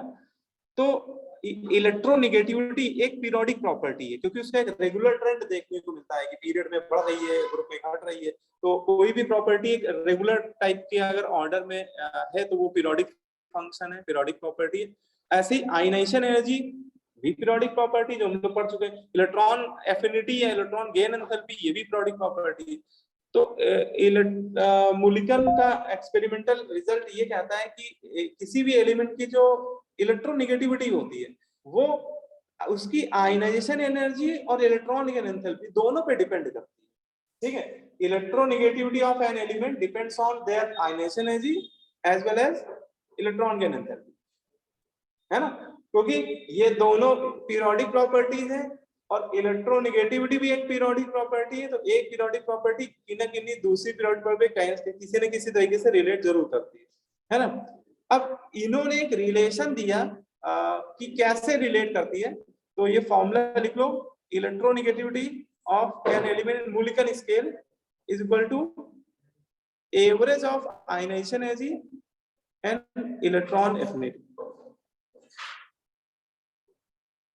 इनका कहना था कि मूलिकन स्केल में जो इलेक्ट्रोनेगेटिविटी होती है वो उस एलिमेंट की आयनाइजेशन एनर्जी और इलेक्ट्रॉन एफिनिटी की एवरेज वैल्यू के बराबर होती है। लेकिन इस फॉर्मूले में एक कंडीशन हमने ध्यान रखनी होगी, जो आयनाइजेशन एनर्जी है और इलेक्ट्रॉन एफिनिटी है इनकी यूनिट का ध्यान रखना पड़ेगा। It should be electron volt पर एटम, ये दोनों वैल्यूज इलेक्ट्रॉन वोल्ट पर एटम में होनी चाहिए, तभी ये फॉर्मूला हम लोग यूज कर पाएंगे। ठीक है, तो एम फॉर मूलिकन है ना, काई मतलब electronegativity in Mulliken scale is equal to ionization energy plus electron affinity divide by 2। ठीक है, अब एक क्वेश्चन यहाँ पे आता है कि सर अगर मान लो किसी एक एलिमेंट की इलेक्ट्रोनेगेटिविटी एक बार आपने निकाली मूलिकन स्केल के इस फॉर्मूले से, ठीक है, और किसी ने पाउलिंग स्केल के इस फॉर्मूले से निकाली, तो क्या दोनों की वैल्यू बराबर होगी? तो नहीं, दोनों स्केल पे वैल्यू सेम नहीं आती है, लेकिन दोनों में एक रिलेशन होता है। मोलिकल स्केल वाली जो इलेक्ट्रोनेगेटिव होती है वो पाउलिंग स्केल के इतने टाइम्स होती है, 2.8 टाइम्स होती है इलेक्ट्रोनेगेटिव पाउलिंग स्केल, ये फॉर्मूला होता है। अगर आपको कभी जैसे फ्लोरीन की इलेक्ट्रोनेगेटिव पाउलिंग स्केल में कितने यूनिट होती है, 4, और मोलिकल में पूछी है तो 4 × 2.8 कर दो तो आ जाएगी, वो मोलिकल स्केल वाली वैल्यू हो जाएगी। तो ये लिख लो, एक ये रिलेशन लिख लीजिए बेटा आप लोग, relation between electronegativity of Mulliken scale and electronegativity of Pauling scale. Mulliken scale की जो इलेक्ट्रोनेगेटिविटी होती है वो 2.8 टाइम मोर होती है, हायर होती है पाउलिंग स्केल की। ठीक है, तो ये छोटा सा रिलेशन है, कई बार क्वेश्चन वगैरह में इसमें छोटे मोटे न्यूमेरिकल आपको पूछे जाते हैं सीधे सीधे फॉर्मूले बेस्ड। तो ये दोनों फॉर्मूले याद रखिएगा, ये दोनों काम के। ठीक है, इसमें देखो एक न्यूमेरिकल आपको मैं कराता हूँ,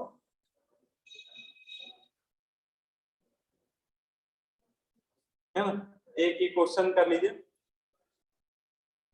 इसमें देखो क्वेश्चन क्या है, कैलकुलेट आयनाइजेशन एनर्जी, आपसे आयनाइजेशन एनर्जी पूछ रहा है, calculate ionization energy in electron volt पर एटम और फ्लोरीन की आयनाइजेशन एनर्जी पूछा है, और उसकी पाउलिंग स्केल में इलेक्ट्रॉनिटी कितनी है, 4 है ना, और इलेक्ट्रॉन गेन एंथैल्पी उसने दे दी है फ्लोरीन। तो देखो पहले क्या करो, पाउलिंग स्केल में अगर 4 है तो मोलिकुलर स्केल में कितनी होगी फ्लोरीन की, कितना है, सही है 9.6 है ना, ठीक। अब आप वही वाला फॉर्मूला लगा तो मोलिकुलर स्केल वाला भी पढ़ा हुआ है, सर वो 11.2 होगा, 11.2 होगा, चलो ठीक है 11.2 हो गया। तो मोलिकुलर स्केल की जो इलेक्ट्रोनेगेटिविटी है, अब वो फॉर्मूला लगा दो, वो हो जाएगा ionization energy plus electron affinity divide by 2। तो ये तो रख देंगे हम लोग कितना 11.2। आयनाइजेशन एनर्जी पूछ ही रहा है हमसे, लेकिन इलेक्ट्रॉन एफिनिटी इसने दी नहीं है, और दे क्या दिया, इलेक्ट्रॉन गेन एंथैल्पी। तो क्या करें, अरे इलेक्ट्रॉन एफिनिटी जो होती है वो, हाँ, electron gain enthalpy negative value के बराबर होती है। तो अगर -3.4 है तो रखेंगे प्लस कर देंगे, है ना, तो माइनस मल्टीप्लाई करके रखेंगे, माइनस में रख दोगे गड़बड़ हो जाएगा। बस यहाँ से निकालो क्या आंसर आएगा, यहाँ से आयनाइजेशन एनर्जी आपका आएगा 11.2 × 2 माइनस 90, बस ये आंसर। तो फ्लोरीन की आयनाइजेशन एनर्जी आ गई 19, इसकी यूनिट होगी इलेक्ट्रॉन वोल्ट पर एटम। इस फॉर्मूले से जो भी आंसर आएगा उसकी यूनिट होगी इलेक्ट्रॉन वोल्ट पर एटम। सर हाँ बोलो बेटा। सर अगर यहाँ पे इलेक्ट्रॉन एफिनिटी नेगेटिव में आती तो सर वो साइन के साथ रखते।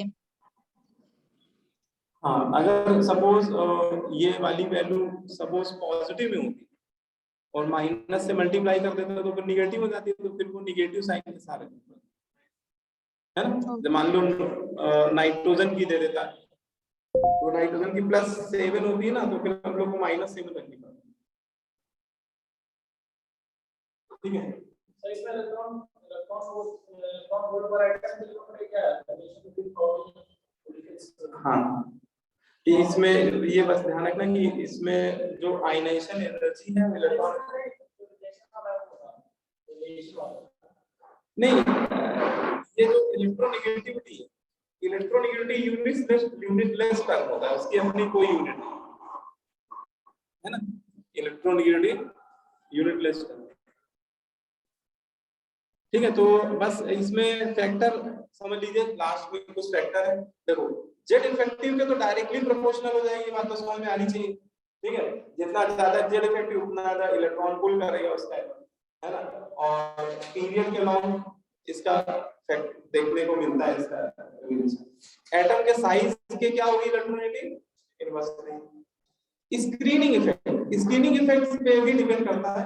स्क्रीनिंग इफेक्ट बेटा जब बढ़ता है, ऐसे समझो स्क्रीनिंग इफेक्ट जब बढ़ेगा तो सिग्मा की वैल्यू क्या होगी, बढ़ेगी, और सिग्मा बढ़ेगा तो जेड इफेक्टिव क्या होगा, घटेगा, और जेड इफेक्टिव के इलेक्ट्रोनेगेटिविटी क्या होती है, इनवर्स डायरेक्टली प्रोपोर्शनल। इसका मतलब सिग्मा स्क्रीनिंग इफेक्ट अगर बढ़ेगा तो इलेक्ट्रोनेगेटिविटी क्या होगी, कम होगी।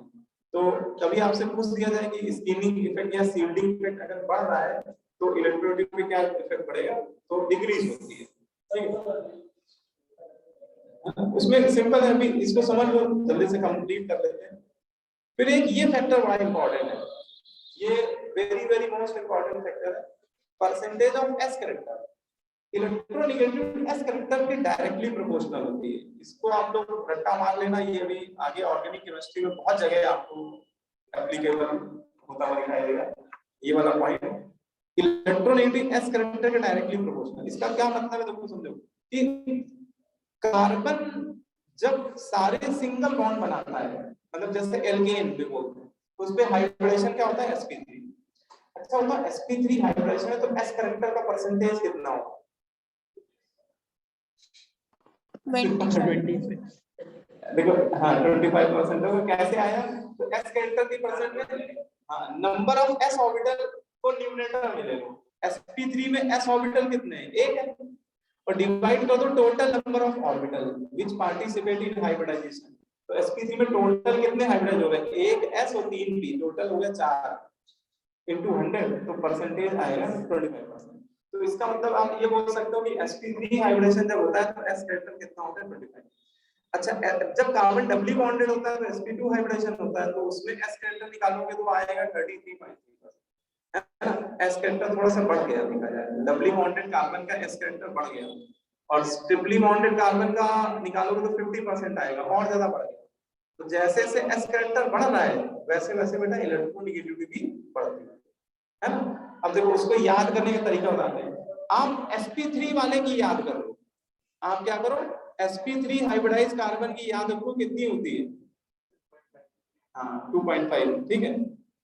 अब जैसे sp3 से sp2 वाले की कभी आपको जरूरत पड़े तो आप 54 से बढ़ा देना, 54 मतलब 0.25 से 2.5 प्लस 0.25 कितना हो गया, पॉइंट से 2.75। इसका मतलब डबली बॉन्डेड कार्बन की इलेक्ट्रोनेगेटिविटी पाउलिंग स्केल पे कितनी हो जाती है, 2.75। और जैसे ही sp2 से sp होता है तो 54 का 98 से बढ़ेगा इलेक्ट्रोनेगेटिविटी, मतलब 0.25 का 0.5 से बढ़ेगा, मतलब 0.5 ऐड करो इसमें जरा, 2.5 प्लस 0.5 3.25। इससे हम एग्जैक्ट डेटा भी याद रहेगा, क्योंकि देखो ये बड़ा इंटरेस्टिंग डेटा है। जब कार्बन ट्रिपली बॉन्डेड होता है ना तो उसकी इलेक्ट्रोनेगेटिविटी पाउलिंग स्केल में समझ लो कहां पहुंच गई, 3rd नंबर पे आ गई, देखो यहां पे आ गई, क्योंकि ऑक्सीजन की 3.5 है और क्लोरीन की 3.16 और ट्रिपली बॉन्डेड कार्बन की 3.25। तो ट्रिपली बॉन्डेड कार्बन जो होता है वो 3रे नंबर में होता है वैसे पाउलिंग स्केल इलेक्ट्रोनेगेटिविटी है, बहुत ज्यादा इलेक्ट्रोनेगेटिव होता है। आगे हाइड्रोजन बॉन्डिंग पढ़ोगे तो वहां भी आपको पता चलेगा कि ट्रिपली बॉन्डेड कार्बन के हाइड्रोजन बहुत ज्यादा एसिडिक होते हैं। बस यही लास्ट टॉपिक है। ये ऑर्डर लिखे हुए हैं, ये सिंपल ऑर्डर है। 17 ग्रुप में लगातार घट रही है, 16 में लगातार घट रही है, 15 में लगातार घट रही है, 13 ग्रुप एक खतरनाक ग्रुप है, इसमें कोई भी प्रॉपर्टी ये सब सारी एबनॉर्मल होगी, मतलब ऑर्डर डिस्टर्ब होता है। इसमें बोरॉन से एल्युमिनियम में घटती इलेक्ट्रोनेगेटिविटी, उसके बाद 0.1 से बढ़ती है ना। बोरॉन की 2 है, एल्युमिनियम की 1.5, तो इसकी घटी है लेकिन फिर 0.1 से बढ़ रही है। तो ये वाला बस ग्रुप याद रखना कि इसमें थोड़ा सा ऑर्डर रेगुलर नहीं है। और 13 group boron family irregular order होता है। ये ग्राफ बना हुआ है कि बोरॉन से एल्युमिनियम घटी इलेक्ट्रोनेगेटिविटी और फिर 0.1 से धीरे धीरे बढ़ रही है, और 0.1 से बढ़ना लगभग वो अप्रोक्सीमेटली क्या मान लेते हैं, कांस्टेंट मान लेते हैं, ठीक है। बोल भाई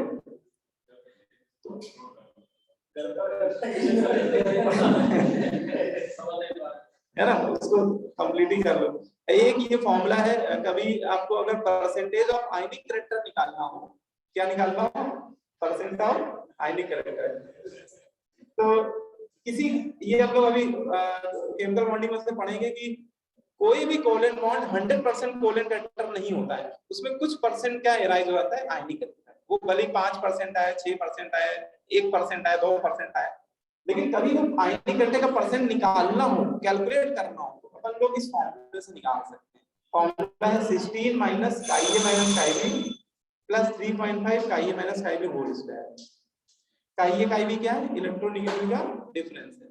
जैसे आपको HCl मॉलिक्यूल में आयनिक कैरेक्टर का परसेंटेज निकालना है, तो आप हाइड्रोजन की इलेक्ट्रोनेगेटिविटी पाउलिंग स्केल में कितनी थी, 2.1, और क्लोरीन की लगभग 3 ले लो, है ना, 3.16 एग्जैक्ट लेना तो एग्जैक्ट लो, और ये वैल्यू यहाँ रख के निकालोगे तो उसका परसेंटेज आ जाएगा, है ना।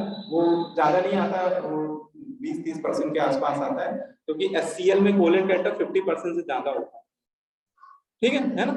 बस एक पता होना चाहिए कि परसेंटेज ऑफ आयनिक कैरेक्टर निकाल सकते हैं इलेक्ट्रॉनिक इस फॉर्म में। बस यही लास्ट इसमें टॉपिक है, जिसके बाद कहानी डायरेक्ट है, ठीक है। तो आपका पीरियोडिक टेबल है ना कंप्लीट हो गया। अब अगली क्लास में क्या करोगे, आगे पढ़ाएंगे, डिस्कशन करना तो हाँ पढ़ा देते हैं, चलो। तो अगली क्लास में केमिकल बॉन्डिंग स्टार्ट करना, ठीक है। डिस्कशन संडे को मुझे रखना है, संडे को मैं नहीं करूंगा। हाँ, अब पूरी लग जाएगी, मैक्सिमम क्वेश्चन लग जाएंगे जो फंसेंगे। हाँ, तो तुम लोग एटॉमिक स्ट्रक्चर पीरियड टेबल दोनों ही कर देंगे एक साथ, ज्यादा टाइम नहीं लगेगा, है ना। पीरियोडिक टेबल आप लोग लगाना शुरू करो, अगली क्लास में फिर केमिकल बॉन्डिंग स्टार्ट करना है।